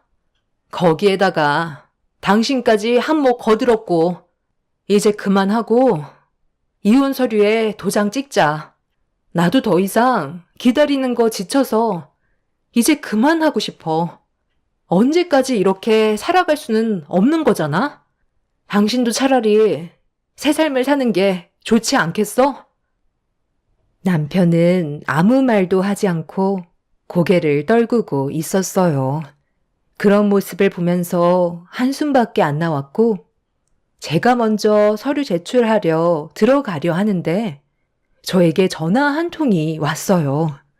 확인을 해보니 엄마 지인분께서 연락을 하셔서 아무 생각 없이 전화를 받았는데 엄마가 중환자실에 계시다는 충격적인 말을 듣고 말았습니다. 아침까지만 해도 저와 가볍게 대화도 나누고 아침 식사도 같이 하셨는데 갑자기 중환자실에 입원하셨다는 말에 너무 놀라 서둘러 차를 몰고 엄마가 계신 병원으로 향했어요. 남편도 제가 전화 통화하는 걸 엿듣곤 차를 타고 저를 뒤따라오고 있었죠. 그런데 제 뒤를 따라오던 남편의 차가 어느 순간부터 보이지 않았는데 문자 한 통이 왔어요. 마침 신호에 걸려 핸드폰 문자를 확인해 봤는데 남편은 시부모님을 모시고 병원으로 가겠다는 문자를 남겨둔 상태였죠. 무슨 생각인지 알 순 없었지만 너무 급한 마음에 일단 병원부터 향했는데 저를 기다리시던 엄마 지인분을 만날 수 있었고 중환자실에 들어가는 순간 저는 너무 놀라 오열을 하고 말았습니다.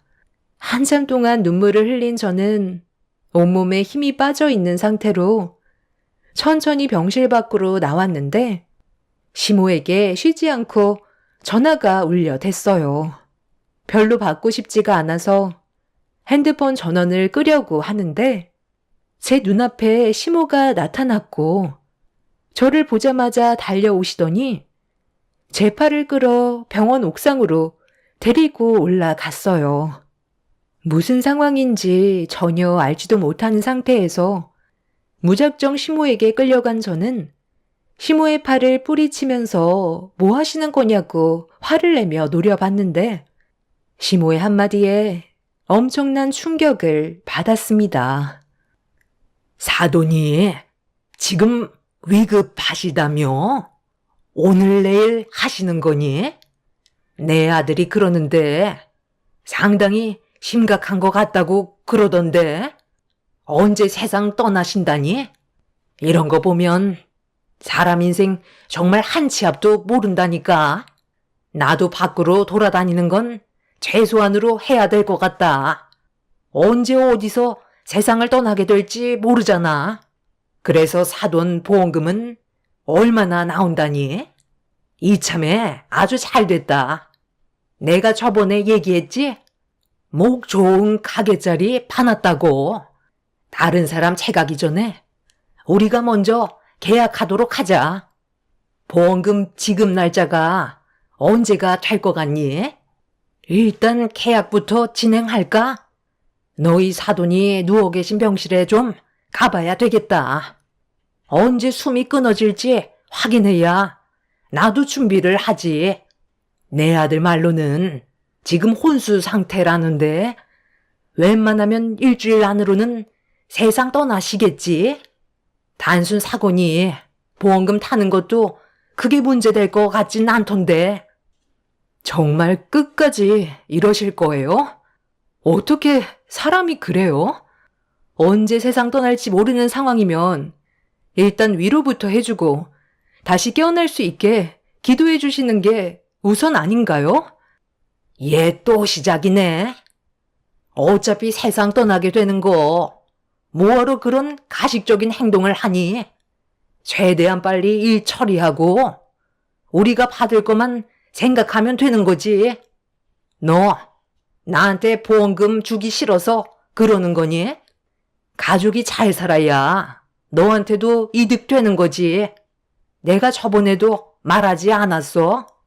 돈을 빌려주지 않으면 내 손녀볼 생각하지 말라고. 다시 한번 얘기하지만 이번에 너희 사돈에게 나오는 보험금으로 식당 넓히는데 사용할 거니까 쓸데없는 생각하지 말거라. 더 이상 대화 자체가 안 될 것 같네요. 저는 그만 돌아가 보겠습니다. 그리고 그이랑은 당장 이혼할 거라 더 이상 가족도 아니에요. 더 이상 찾아오지 마세요. 제 말이 끝남과 동시에 시몬은 자기 말을 무시했다고 걸어가고 있는 저에게 달려들었고 머리채를 잡고 난리를 쳤어요. 순간적으로 당한 상태라 너무 당황해서 시모에게 대응을 하지 못하고 있었는데 그 순간 누군가 문을 박차며 시모의 이름을 외쳐 부르더니 제가 있는 곳으로 달려오자 시모가 화들짝 놀라면서 제 머리채를 잡고 있던 손을 놓은 뒤 뒷걸음질 치기 시작했어요. 고개를 드는 순간 제 앞에는 분노하고 계신 엄마가 시모에게 천천히 걸어가고 계셨어요. 야, 강덕순, 네가 사람이야? 감히 내 딸의 머리채를 잡아? 오늘 둘 중 하나는 세상 떠날 거니까 각오하는 게 좋을 거야. 어딜 도망가? 당장 이리 안 와? 며느라, 이게 어떻게 된 거니? 내가 지금 헛것을 보고 있는 거야? 아니 어떻게 중환자실에 누워있는 사돈이 멀쩡히 걸어올 수가 있는 거니? 도대체 무슨 말을 하시는 거예요? 저희 엄마가 사고가 난 게 아니라 지인분께서 교통사고를 당하셔서 병원에 계신 거였다고요. 엄마 친구분께서 사고 나신 자제분의 번호를 저로 착각하고 잘못 거신 거였어요. 저도 처음에는 너무 놀라서 제대로 된 상황을 전혀 듣지 못한 상태로 병원으로 왔었는데 저희 엄마가 다치신 게 아닌 지인분이셨다고요. 이런 상황을 알지 못하시면서 다짜고짜 제 머리채 잡고 보험금을 달라고 하시면 어떡해요? 엄마, 일단 진정하세요. 어차피 법적으로 다 처리 가능하니까 힘 빼실 필요 없어요. 그만 돌아가요. 그리고 위험하게 거기에 올라가 계시지 마시고 그만 내려오세요. 그러다 떨어지면 어쩌려고 그래요? 지금 비도 오고 있고 바람도 불어서 위험하다고요. 시모는 엄마가 갑자기 나타나 많이 놀라셨는지 도망을 치시다가 옥상 난간 위에까지 올라가셨어요. 그런데 정신을 차리셨을 땐 이미 다리에 힘이 풀리셨는지 내려오질 못하고 계셨죠. 제가 도와드리려고 하자 시모는 가까이 오지 말라며 건들다가 떨어지기라도 하면 어쩌냐고 온몸을 점점 더 심하게 떨고 계셨습니다. 저는 어떻게 해야 할지 몰라 천천히 내려오시라는 말밖에 할 수가 없었고 엄마도 서둘러 내려오라고 재촉을 하셨어요. 그리고 그 사이 남편과 시부가 옥상으로 올라오셨는데 시모가 난간을 붙잡고 버티고 서 있는 모습을 보고 놀란 시부와 남편은 시모가 14층 높이에서 떨어질까봐 무작정 달려가 시모를 붙잡으려 했는데 그 순간 중심을 잃은 시모가 뒤로 넘어졌고 14층에서 떨어지려는 걸 시부가 붙잡아 버티려 했지만 빗물 때문에 미끄러웠는지 남편과 시부의 손이 떨어지면서 시부모님은 14층에서 추락을 하게 되는 충격적인 일이 벌어지고 말았습니다. 남편은 순식간에 일어난 상황에 주저앉아서는 일어나지 못하고 있었고 저는 14층에서 떨어진 시모와 시부를 보기 위해 난간에 매달려 밑을 바라봤어요. 두 분은 1층으로 떨어지지 않고 중간쯤에 위치한 난간에 매달려 있으셨어요. 저는 급하게 119에 도움을 요청했지만 시부모는 오래 버티지 못한 채 결국 1층으로 떨어지게 되셨죠. 시부모는 급하게 수술실로 이송되었지만 결국 두 분 다 머리를 크게 다치셔서 혼수 상태에 빠진 상황입니다. 떨어지실 때 나무들이 있어서 어느 정도 충격을 완화시킬 수는 있었지만 머리를 크게 다쳐 회복이 힘들 것 같다는 의사의 진단을 듣게 되었어요. 그리고 지금 현재 남편은 매일 병원에서 시부모님을 살펴드리고 있고 저는 남편과의 이혼을 어떻게 해야 할지 고민 중에 있습니다. 시부모님이 누워 계시는데 남편에게 이혼하자는 말을 하는 제가 나쁜 여자가 될 것 같아 아직까지 상황을 지켜보고만 있어요. 남편은 저에게 원망 같은 건 하지 않아요. 시모의 욕심이 낳은 결과니까요. 저는 남편한테도 실망을 많이 했기 때문에 이혼을 생각하고 있기는 하지만 앞으로 어떻게 행동을 해야 할지 모르겠어요. 여러분들께서 제 사연을 들어주셨다면 앞으로 제가 현명하게 처신할 수 있는 방법을 알려주셨으면 좋겠습니다. 시모의 말대로 사람 인생 정말 한 치 앞도 모르는 것 같습니다. 이런 일이 벌어졌다는 게 안타까울 뿐이네요. 제 사연 들어주신 분들 감사합니다. 안녕하세요. 저는 현재 대학생 딸과 함께 열심히 살아가고 있는 51세 여자입니다. 최근에 하던 일을 그만두고 지금은 어쩔 수 없이 쉬어야만 하는 상황이 생기고 말았는데요. 저도 그렇지만 제 딸이 많은 충격을 받은 상태라 지금도 정신과에서 상담을 받으면서 처방해준 약으로 마음을 가라앉히고 있는 중입니다. 처음 남편을 만났을 당시 정말 자상하고 가정적인 느낌이 많이 들어 결혼을 하게 되었지만 차라리 인연을 만들어 나가지 말 걸 후회만 남고 말았습니다. 제 나이 41살 때 남편과 결혼 이후 처음으로 고비가 왔었어요. 그동안 함께 맞벌이 하면서 악착같이 모은 돈으로 더 나은 삶을 살기 위해 좋은 위치에 투자할 기회가 생겨 저희가 잡기로 했었거든요. 남편과 알고 지냈던 지인분이 건물을 올리고 있었는데 그곳에 헬스장과 찜질방을 같이 운영할 계획을 가지고 있었습니다. 정말 좋은 상권이었기 때문에 절대 놓치면 안 되는 곳이었어요. 전단 홍보도 많이 했었고 그곳에 들어가면 어느 정도 수익이 보장이 되는 곳이라 꽤 많은 사람들이 그곳을 들어가고 싶어 했죠. 헬스장과 찜질방이 같이 생기게 되면서 지인의 도움으로 그 안에 저희가 매점을 맡아서 하기로 최종 결정을 받게 되었습니다. 너무 고마웠고 앞으로 돈 벌 일만 생각하니 매일 눈 뜨는 게 즐거웠었어요. 그렇게 모든 공사가 끝이 나고 사전 오픈 홍보 때문에 개장을 함과 동시에 많은 인원이 몰려오면서 저희 매점도 덩달아 수익이 많이 발생이 되었습니다. 수익을 저희 가족이 전부 다 가져가는 건 아니고 이것저것 따져서 저희가 7 정도 가져가는 거였고 건물을 운영하시는 분이 3을 가져가는 걸로 계약서를 작성했기 때문에 첫 달의 수익을 그렇게 나눠서 배분을 하게 되었어요. 통장으로 들어온 금액을 확인한 이후 금방 부자가 될 것만 같았습니다. 남편이 밖에서 벌어들이는 수익은 일정치 않기 때문에 저희에겐 최고의 기회였던 거죠. 그렇게 몇 달 동안 즐겁게 매점을 운영하면서 동시에 제 딸도 찜질방에서 놀 수 있던 터라 너무나도 행복했었습니다.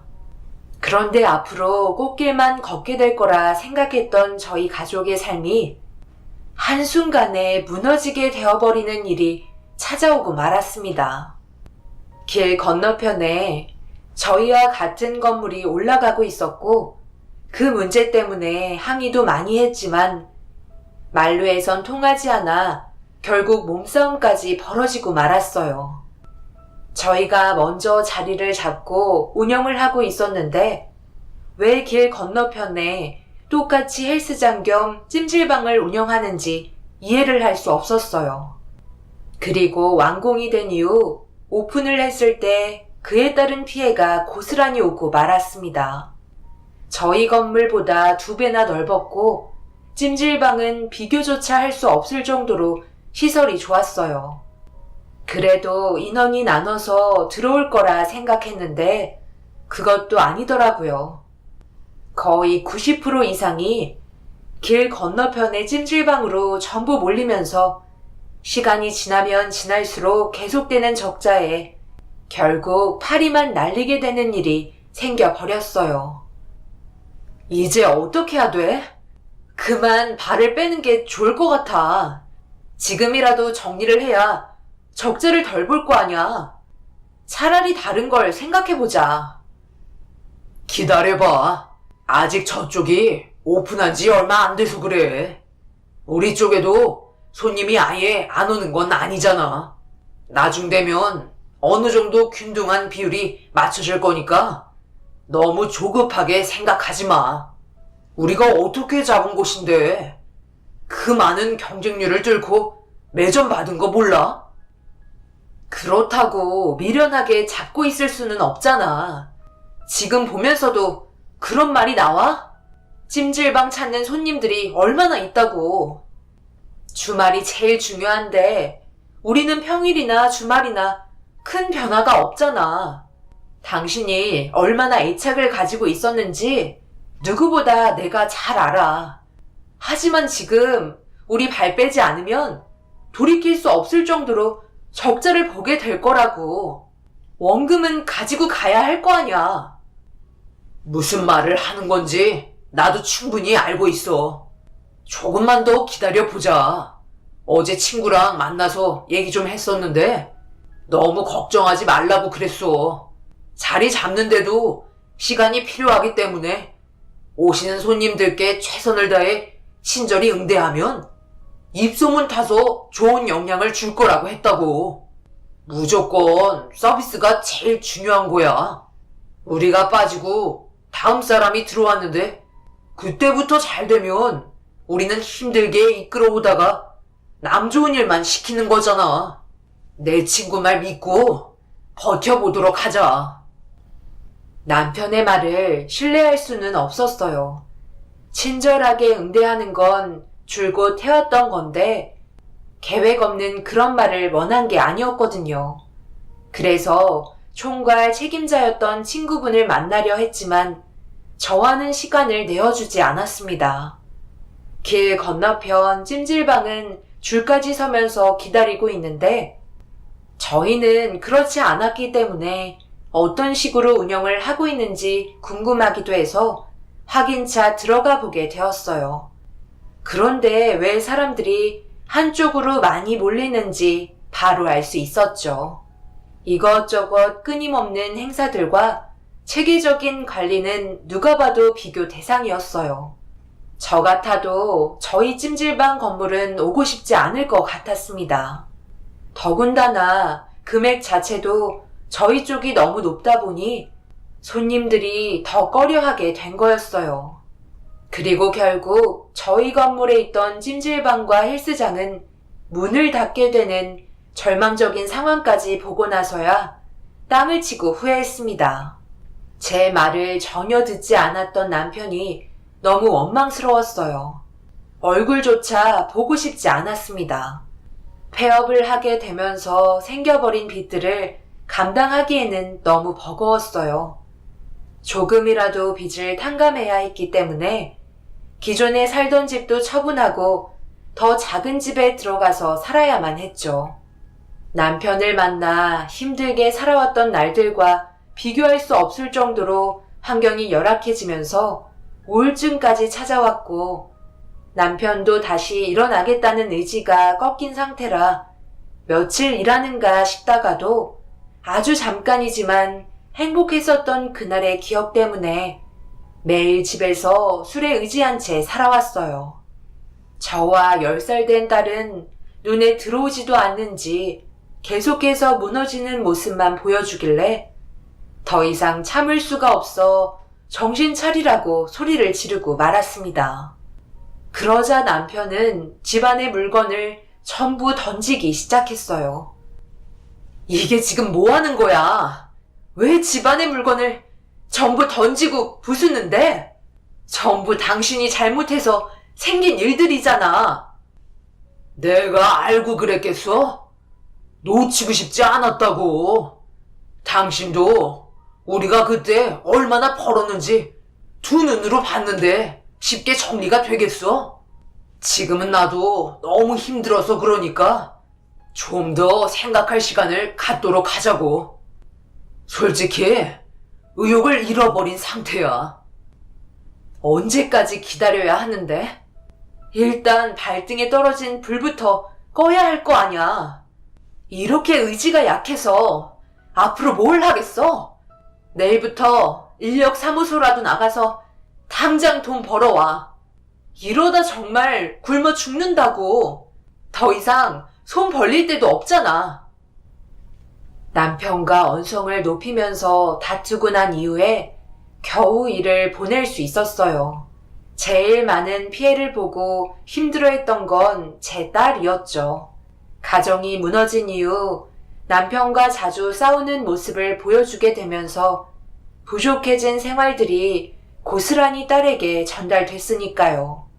이런 모습 계속해서 보이는 것도 안 좋을 것 같아 당분간 친정집에 맡긴 뒤 밤낮 가리지 않고 돈이 될 만한 일을 잡아서 했어요. 남편도 정신을 좀 차렸는지 더 이상 술에 의지하지 않은 채 낮에는 건설 현장에서 일하고 밤에는 대리운전을 뛰었습니다. 분명 열심히 하다 보면 다시 안정권에 들어갈 수 있다 확신했어요. 꼭 그렇게 해야만 저희가 다시 살아갈 수 있었습니다. 남편도 정신적으로 많이 힘들었다는 건 인정해요. 매점을 차릴 때 들어갔던 자금은 저희 둘이 벌어 모은 것만 있는 게 아닌 시어머니가 세상을 떠나시고 남기신 재산이었으니까요. 아버님이 암으로 먼저 떠나셨는데 얼마 되지 않는 재산으로 아끼면서 살아가시다가 저희가 워낙 바빠서 자주 찾아뵙지 못하게 되다 보니 많이 힘드셨는지 고독사로 세상을 떠나셨습니다. 제일 큰 요인은 아무래도 옆에 배우자가 없어서 정신적인 고통이 상당히 심하셨겠죠. 그렇게 시모가 남겨두었던 재산들까지 전부 털어넣었던 거라 많이 힘들었을 겁니다. 그렇게 하루하루 버티며 살아가던 어느 날 남편의 행동이 조금씩 신경 쓰이기 시작했어요. 어디 갔다 이제 오는 거야? 지금이 몇 시인 줄 알아? 적어도 새벽 3시 안에는 들어왔으면서 거의 동이 틀 때 들어오면 바로 일하는데 지장이 생기잖아. 지금까지 대리운전 잡혀 있었던 거야? 요즘 계속 늦게 들어오니까 걱정돼서 그러지. 한 푼이라도 더 벌어야 숨을 쉴 거 아니야. 나는 뭐 이렇게 살고 싶어서 그런 줄 알아? 한동안 계속 이렇게 들어올 거니까 기다리지 말고 먼저 자. 최근에 대리운전 하다가 아는 사람을 만났는데 일이 좀 잘 풀릴 것 같아. 그 사람 밑에서 일할 수도 있거든. 지금 버는 금액 이상을 맞춰줄 수 있다고 하니까 밤늦게까지 일을 안 해도 되고. 어떻게 알게 된 사이인데 나중에 소개해줄게. 당신이 회사에 취직을 하게 됐다고? 지금까지 건설 현장에서 일만 하던 사람이 회사에서 무슨 일을 하는데? 그건 나도 아직 자세하게 모르고 나중에 확실해지면 그때 따로 얘기해줄게. 일단 내일 늦게 오니까 그런 줄 알아. 남편은 알 수 없는 말들을 늘어놓더니 피곤했는지 금세 잠이 들었어요. 알게 된 사이라는 것부터가 의심스러웠죠. 더군다나 젊은 나이 때부터 저와 결혼하고 줄곧 건설 현장에서 막노동을 해오던 사람이 갑자기 양복을 입고 회사에 출근을 한다는 거에 더 의심스러웠습니다. 자격증 하나 없이 몸으로만 때우던 사람이 회사에 들어가 할 수 있는 거라곤 경비 말곤 생각나는 게 없더라고요. 일단 나중에 다시 얘기해준다고 하길래 그러려니 했습니다. 그런데 생각보다 일이 잘 안 풀렸는지 표정이 좋지 않더라고요. 그래서 전에 말한 일은 어떻게 진행되고 있는 건지 궁금하기도 해서 물어봤는데 갑자기 저한테 화를 내더니 알 거 없다고 더 이상 물어보지 말라며 아예 대화를 차단하길래 생각했던 거와 다르게 일이 잘 안 풀린 것 같아 그때 이후로 아무 말도 하지 않았어요. 그런데 남편은 무슨 생각을 하고 있는지 알 수 없는 심각한 표정으로 잠도 안 자고 무언가를 고민하고 있길래 묵묵히 그 모습을 지켜보고 있었습니다. 퇴근하고 잠시 집에 들러 저녁을 먹고 나가던 남편이 그날따라 저녁이 늦게 되어도 들어오지 않길래 무슨 일이 있는지 걱정이 돼서 다시 몇 번 전화를 걸어봤지만 남편의 핸드폰은 꺼져 있었고 뒤이어 걸려온 전화를 받는 순간 너무 놀라 경악을 하고 말았습니다.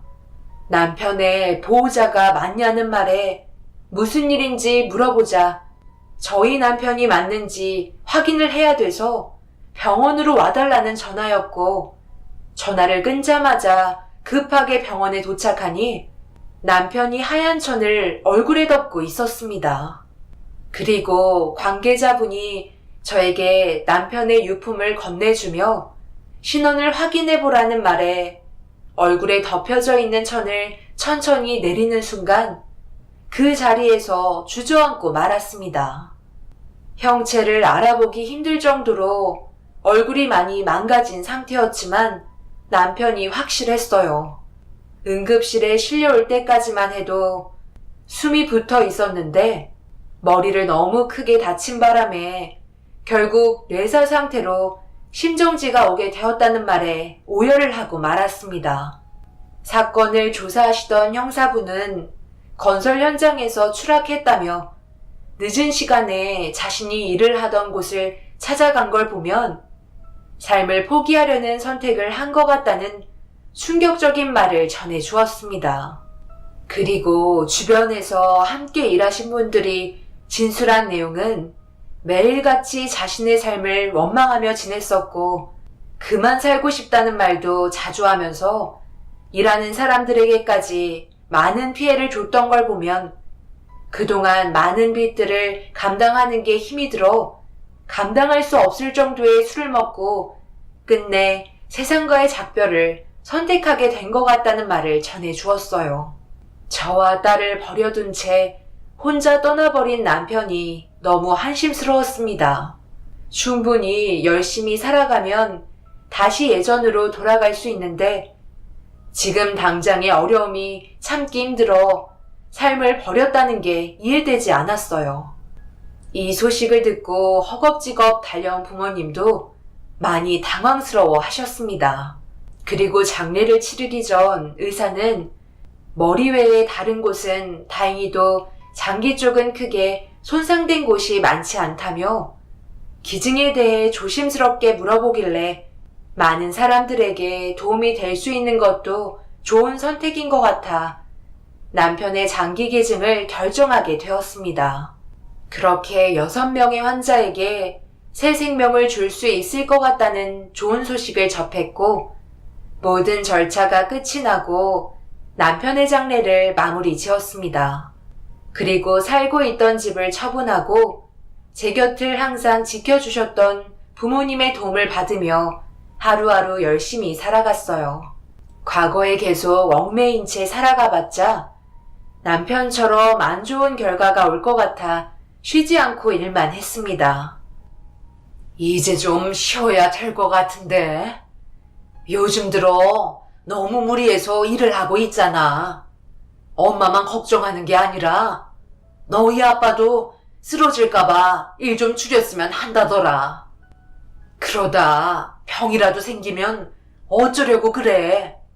엄마랑 아빠도 이제 나이가 많이 먹어서 일도 못하고 있는데 괜히 침만 더 얹어준 것 같아 엄마가 많이 미안하네.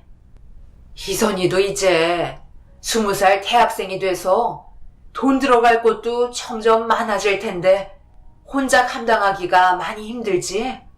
부모가 돼서 도움도 주지 못해 미안하다. 괜찮아요, 엄마. 그동안 정말 많이 도와주셨잖아요. 덕분에 빚도 다 갚을 수 있었다고요. 저는 지금은 오히려 즐겁고 여유가 생겼는데요. 앞으로 버는 돈들은 전부 저금할 수 있는 거잖아요. 희선이도 간간히 아르바이트 한다고 했어요. 박서방이 지금 옆에 있었다면 네가 이렇게까지 힘들진 않았을 텐데 그때만 생각하면 엄마 가슴이 무너져 내린다. 엄마, 그때 일은 이제 그만 얘기해요. 이젠 지나간 일이고 그 사람은 더 이상 제 옆에 없잖아요. 그리고 내일 면접 하나 잡혔어요. 좀 늦게 집에 들어올지도 몰라요. 이번에 가정관리사로 들어가게 된 곳인데 생각보다 급여도 높아서 지금 몇 개 하고 있는 일이 줄어들지도 모르겠어요. 생각보다 괜찮으면 하루 종일 일을 할 수도 있다니까 최대한 조건이 좋은 방향 쪽으로 생각해 보려고요. 남편이 없는 10년의 시간은 정말 너무 힘이 들었습니다. 부모님의 도움을 받아가며 생활하긴 했지만 가난했던 저희 가족이 감당하기에는 무리가 있었죠. 그래도 이 악물고 버티니까 사라지더라고요. 남편처럼 되고 싶지 않았거든요. 제 딸 희선이가 좋은 남자 만나 결혼하는 것도 보고 싶었고 자신의 꿈을 펼치는데 최대한 도움을 주고 싶었습니다. 그렇게 앞만 보며 버티다 보니 어느새 10년이 지나가게 된 거였죠. 저에게 마지막 남은 희망인 제 딸이 대학 생활하면서 경제적인 어려움 때문에 온전히 공부에 매진하지 못하는 건 보고 싶지 않았어요. 그래서 제 능력선에서 제일 많이 월급을 받을 수 있는 곳을 찾아보던 중 가정관리사를 모집하고 있는 곳에 면접이 잡히게 된 거였죠. 최대한 깔끔하게 차려입은 다음 면접이 약속된 고급 주택 앞에 서서 초인종을 누르니 주택에서 일을 하고 계시던 분이 웃으며 저를 맞아주셨고 안내에 따라 주택 안으로 들어갔습니다. 그렇게 마당을 지나가면서 주택 풍경을 감상하고 있을 때 집주인분인지 마당에서 화초에 물을 주고 계시더라고요. 상당히 여유로워 보이는 모습을 보고 있으니 너무 부러웠습니다. 이런 곳에서 저희 가족과 함께 살아가는 상상을 하며 현관문 앞에 도착을 했고 안으로 들어가려 하는데 집안 풍경에 눈을 떼지 못한 상태에서 잠깐 뒤돌아 고개를 돌렸는데 물을 뿌리고 있던 집주인의 얼굴을 보게 되면서 그 순간 저도 모르게 비명을 지르고 말았습니다. 여보? 어떻게 당신이 지금 여기에 있는 거야? 나 몰라보겠어. 당신 아내 미경이잖아. 분명 10년 전에 사고로 세상을 떠났는데 이런 말도 안 되는 일이 벌어질 수가 있는 거지? 왜 이상하게 쳐다보는 거야? 기억을 잃은 거야? 지금 뭐 하시는 거예요? 이러실 거면 당장 나가세요. 일하러 오셔놓고 갑자기 여기에서 남편을 찾고 있어요. 나가시라고요. 그게요. 10년 전에 남편이 추락사고로 세상을 떠났는데 갑자기 제 앞에 남편이 버젓이 살아있는 걸 봤는데 안 놀라겠어요? 이 여자 누가 면접 허락했어요? 사람을 잘 봐서 약을 잡아야죠. 경찰 부르기 전에 당장 나가세요. 제 눈은 속일 수 없었어요. 그동안 살아온 세월이 있는데 당연히 남편을 모를 수는 없었죠. 그런데 분명 10년 전에 남편이 세상을 떠난 걸 확인했고 장기 기증까지 전부 끝낸 상태에서 장례까지 치렀는데 멀쩡히 살아서 마당에 물을 뿌리고 있는 걸 보니 온몸에 소름이 돋았습니다. 재차 초인종을 누르면서 다시 한번 얼굴을 확인해 보려 했지만 더 이상 제가 할 수 있는 건 아무것도 없었습니다. 결국 남편이라고 확신하고 있던 남자가 집 밖으로 나오길 기다리고 있었어요. 그 시간이 어찌됐든 무조건 기다려야 했습니다. 대화가 필요해 보였거든요. 그래서 잡혀있던 일들도 사정을 얘기한 뒤 그날의 일정을 전부 비워놓았어요. 다시 한번 얼굴을 꼭 확인해야만 모든 의문이 풀릴 것만 같았습니다. 그렇게 오랜 시간이 지나고 늦은 저녁이 되었을 때 대문이 열리는 소리가 들리길래 조용히 지켜보니 남편이 천천히 걸어 나오고 있었어요. 주위가 어두워서 얼굴이 확실하게 보이지 않았지만 같이 살아온 세월이 있어서 그런지 남편의 모습인 걸 한눈에 알 수 있었죠. 그래서 조심히 뒤를 따라갔고 집과의 거리가 어느 정도 떨어질 때쯤 남편의 어깨를 잡고 강하게 몸을 돌렸습니다. 누굴 속이려 들어? 내가 당신 얼굴 하나 못 알아볼까봐? 10년 동안 어느 정도 변했어도 나를 속일 수는 없다고. 이 여자가 정말 정신 나갔나? 경찰에 신고하기 전에 당장 이 손 안 놔? 그쪽 남편이 나랑 얼마나 닮았는지는 모르겠지만 지금 한 행동은 상당히 예의에 벗어난 것 같은데. 그리고 내가 당신 남편이라는 증거가 어디 있어? 증거? 당연히 있지. 당신 오른쪽 어깨에 검은 반점이 엄지손톱만큼 있잖아. 당장 내려봐. 어깨 내려보라고. 그쪽이 말한 남편이라는 증거가 내 어깨에 반점이 있어야 한다는 건데 만약 없으면 그땐 경찰에 신고할 테니 알아서 해요.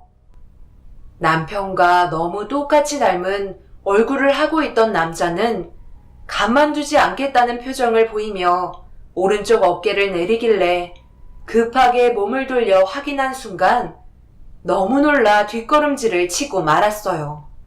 제가 생각했던 남편의 흔적이 남아있지 않아 당황하게 되었습니다. 누가 봐도 남편인데 겉모습은 같았지만 몸은 남편이 아니라는 걸 알려주고 있었어요. 그제서야 옷깃을 올리며 기분이 나쁘다는 듯 2번 다시 찾아오지 말라고 화를 내며 자리에서 벗어났습니다. 멀어지는 남자의 뒷모습을 바라보고 있었는데 차마 붙잡을 수가 없겠더라고요. 얼굴은 같지만 몸은 달랐기 때문에 무슨 말을 해야 할지 몰랐습니다.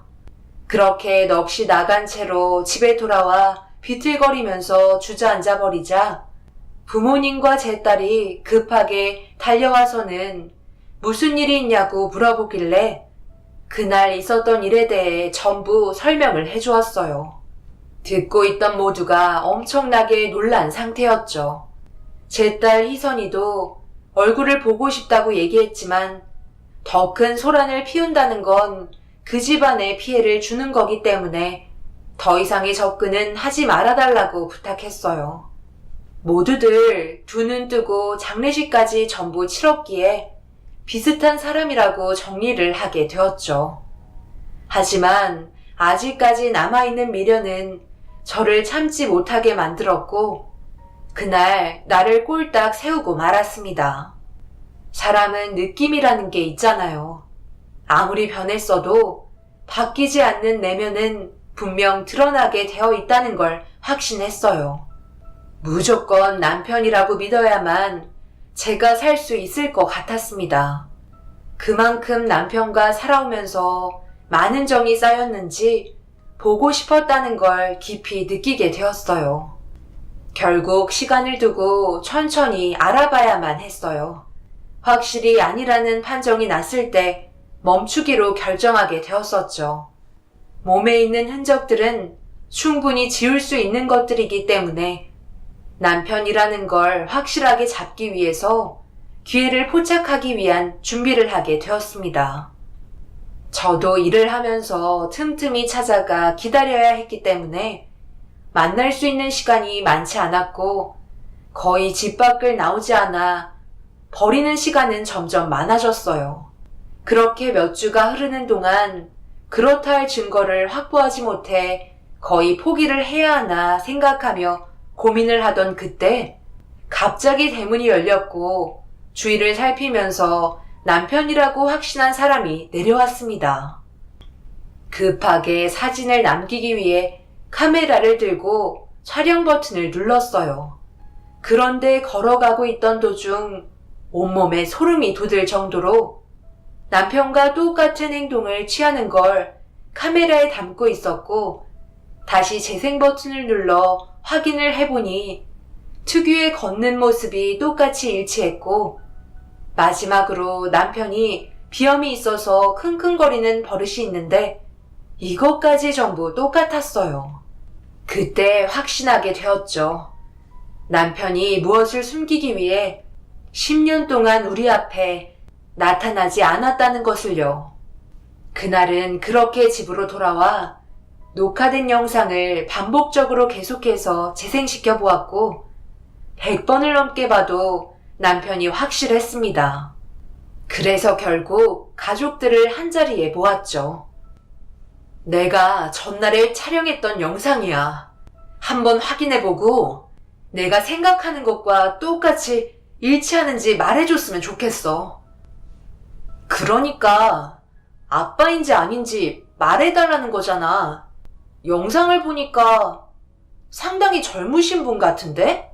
우리 아빠였다면 벌써 머리에 흰머리가 상당히 많을 텐데 그런데 아빠가 하셨던 특이한 행동들을 반복적으로 하시네? 이걸 봤을 땐 아빠가 확실한 것 같은데? 어머머, 정말 박서방이잖아. 엄마도 확실하게 알겠다. 누가 봐도 이건 박서방이야. 안 그래요, 여보? 당신 생각은 어때요? 내가 봐도 확실한데 10년 동안 우리를 속이고 다른 곳에서 살림을 차리고 있었던 거야? 이놈 정말 나쁜 놈이네.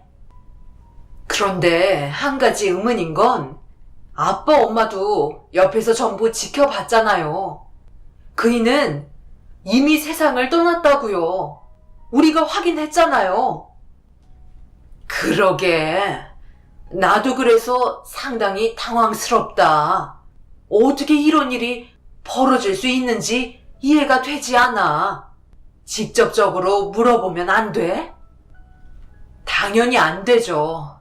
닮았다는 말에도 달끈하던데 우리가 찾아가서 물어보면 알아낼 수가 없겠죠. 유전자 검사가 제일 확실한데 그 남자가 가지고 있는 생필품을 얻을 수 있는 방법을 찾아봐야겠어요. 그래서 제 딸과 유전자 검사를 해보면 확실하게 알겠죠. 온 가족이 확실하다는 의견이 나온 이상 더 이상 지체할 수 없었어요. 남편이 제 딸의 친아빠인지 확인을 해봐야만 했습니다. 그래서 그날 이후 그 집에 다시 찾아가 쓰레기를 버리는 날이면 무조건 수거해서 검사를 받을 수 있을 만한 것들을 전부 모았고 어느 정도 시간이 흐른 뒤 유전자 검사용지가 도착한 순간 가족 모두 모여 서류 봉투를 뜯었습니다. 그리고 안에 있는 내용물을 확인한 순간 경악을 하고 말았어요. 제 딸 희선이와 99% 일치한다고 나오게 되었죠. 아빠는 서류에 일치한다는 항목을 보시고 그동안의 배신에 목덜미를 잡은 채 비틀거리셨어요. 저는 너무 화가 난 나머지 더 이상 기다릴 수도 없어 딸을 데리고 남편이 살고 있는 집에 도착해 쉬지 않고 초인종을 눌러댔어요. 그러자 가정관리사가 대문을 열길래 설명할 이유도 필요도 없을 것 같아 못 들어오게 하려는 여자를 밀친 뒤 대문을 지나 현관문을 두드렸습니다. 그러자 남편이 집안에서 당장 내쫓으라는 소리를 지르기 시작했어요. 딸은 그동안에 힘들었던 날들이 생각나서 그런지 바닥에 있던 돌을 창문으로 던지면서 난리를 치기 시작했고 동네가 떠나갈 정도로 소란을 피우자 결국 경찰이 오게 되면서 집안에 있던 남편이 모습을 드러낼 수밖에 없었습니다. 그렇게 현장에서 조사가 진행되었고 딸은 유전자 검사지를 보여주면서 거짓말하는 남편을 쪼아대기 시작했어요. 그때부터 경찰도 의심스러운 눈빛으로 남편에게 질문을 던지면서 이것저것 물어보는 순간 갑자기 남편이 경찰을 밀치더니 도망을 쳤습니다. 하지만 경찰들을 따돌릴 수는 없었죠. 결국 붙잡히게 되었고 경찰서에 연행이 되면서 10년 동안 있었던 일에 대해 모든 걸 진술하게 되었습니다. 어떻게 된 거야? 왜 우리한테 거짓말을 한 거냐고. 내가 당신을 알아볼 수 없을 거라 생각했어? 어쩜 이렇게 뻔뻔해? 당신이 사망 처리했던 남자는 내 동생이야. 그리고 나는 그동안 동생의 신분으로 살아갔던 거고 나도 10년 전에 내 얼굴과 똑같은 사람을 만났을 때 너무 놀랐었어. 그리고 알게 되었지. 나는 쌍둥이 형제가 있었다는 걸. 그런데 동생을 만나기까지 나에게 동생이 있었다는 건 전혀 몰랐었거든. 부모님이 세상을 떠나시기 전까지도 말을 해주지 않았었어. 그런데 알고 보니 나는 부모님 손에서 자랐지만 동생은 고아원에서 자랐다는 걸 알 수 있었지. 어떻게 된 건지 자세하게 물어보니 경제적으로 많이 어려웠을 당시 둘을 키우기에 너무 힘이 들어 하나만 키우기로 결정을 하게 되었던 거야. 그래서 동생과는 헤어지게 된 거고 그런데 세월이 흐르고 처음 만났을 때 나는 구질구질하게 살고 있는데 동생은 떵떵거리며 잘 살고 있는 것 같더라고. 알고 보니 입양 부모님을 잘 만나 재산을 많이 물려받았었는데 두 분은 입양 전부터 몸이 안 좋으셨는지 동생만 남겨두고 세상을 떠나셨더라고. 그래서 본인에게 많은 재산이 떨어지게 된 거였지. 그때부터 불만이 생겼었어. 나를 키워주신 부모님은 찢어지게 가난했는데 되려 고아원에 보내진 동생은 입양 부모를 잘 만나 재산까지 물려받아 떵떵거리며 잘 살고 있으니 내가 화가 안 나겠어? 그래서 한동안 동생과 친해지는 시간을 가졌고 많은 시간을 함께 지내며 살아가는 패턴을 전부 기록해 두었어. 그리고 모든 계획이 준비된 날 만취된 동생을 데리고 내가 일하고 있는 건설 현장으로 데려가 계획했던 대로 일을 저지른 거야. 당연히 당신도 쌍둥이 동생에 대해 들어본 적이 없으니까 그게 나인 줄 알고 사망신고를 했겠지. 혹시라도 모를 일을 대비해 내 몸에 남아있던 흔적은 성형으로 전부 지워버렸어. 그래야 사람들이 의심하지 않고 완벽하게 모든 걸 꾸밀 수 있으니까. 다행히도 동생은 혼자서 살아왔었기 때문에 지금까지 큰 어려움 없이 모두를 속일 수 있었어.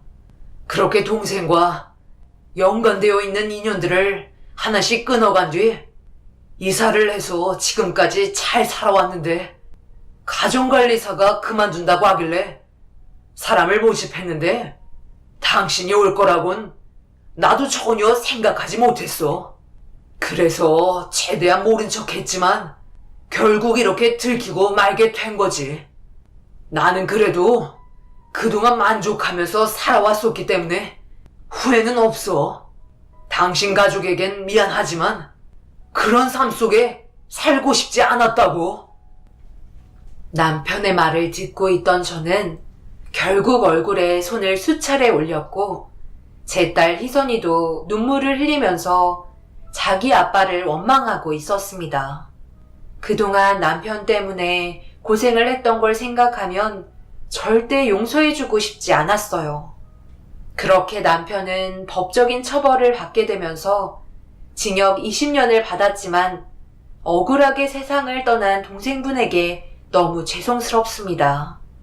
그것도 알지 못하고 다른 사람들에게 기증까지 했으니 너무 마음이 아프네요. 남편은 자신이 뭘 잘못했는지도 모르더라고요. 10년 동안 호사를 누리며 살아와서 그런지 상당히 만족한 삶에 즐거워하고 있었습니다. 완전 다른 사람 보는 것 같았어요. 어떻게 저렇게 변할 수 있는지 너무 끔찍합니다.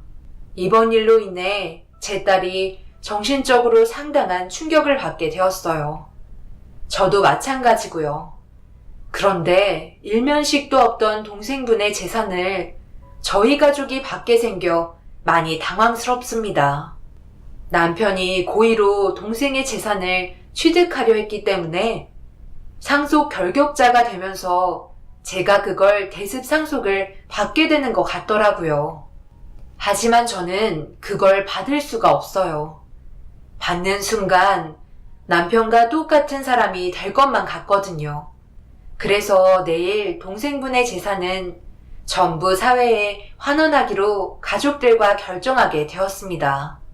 그 돈이 없었어도 지금까지 잘 살아왔으니까요.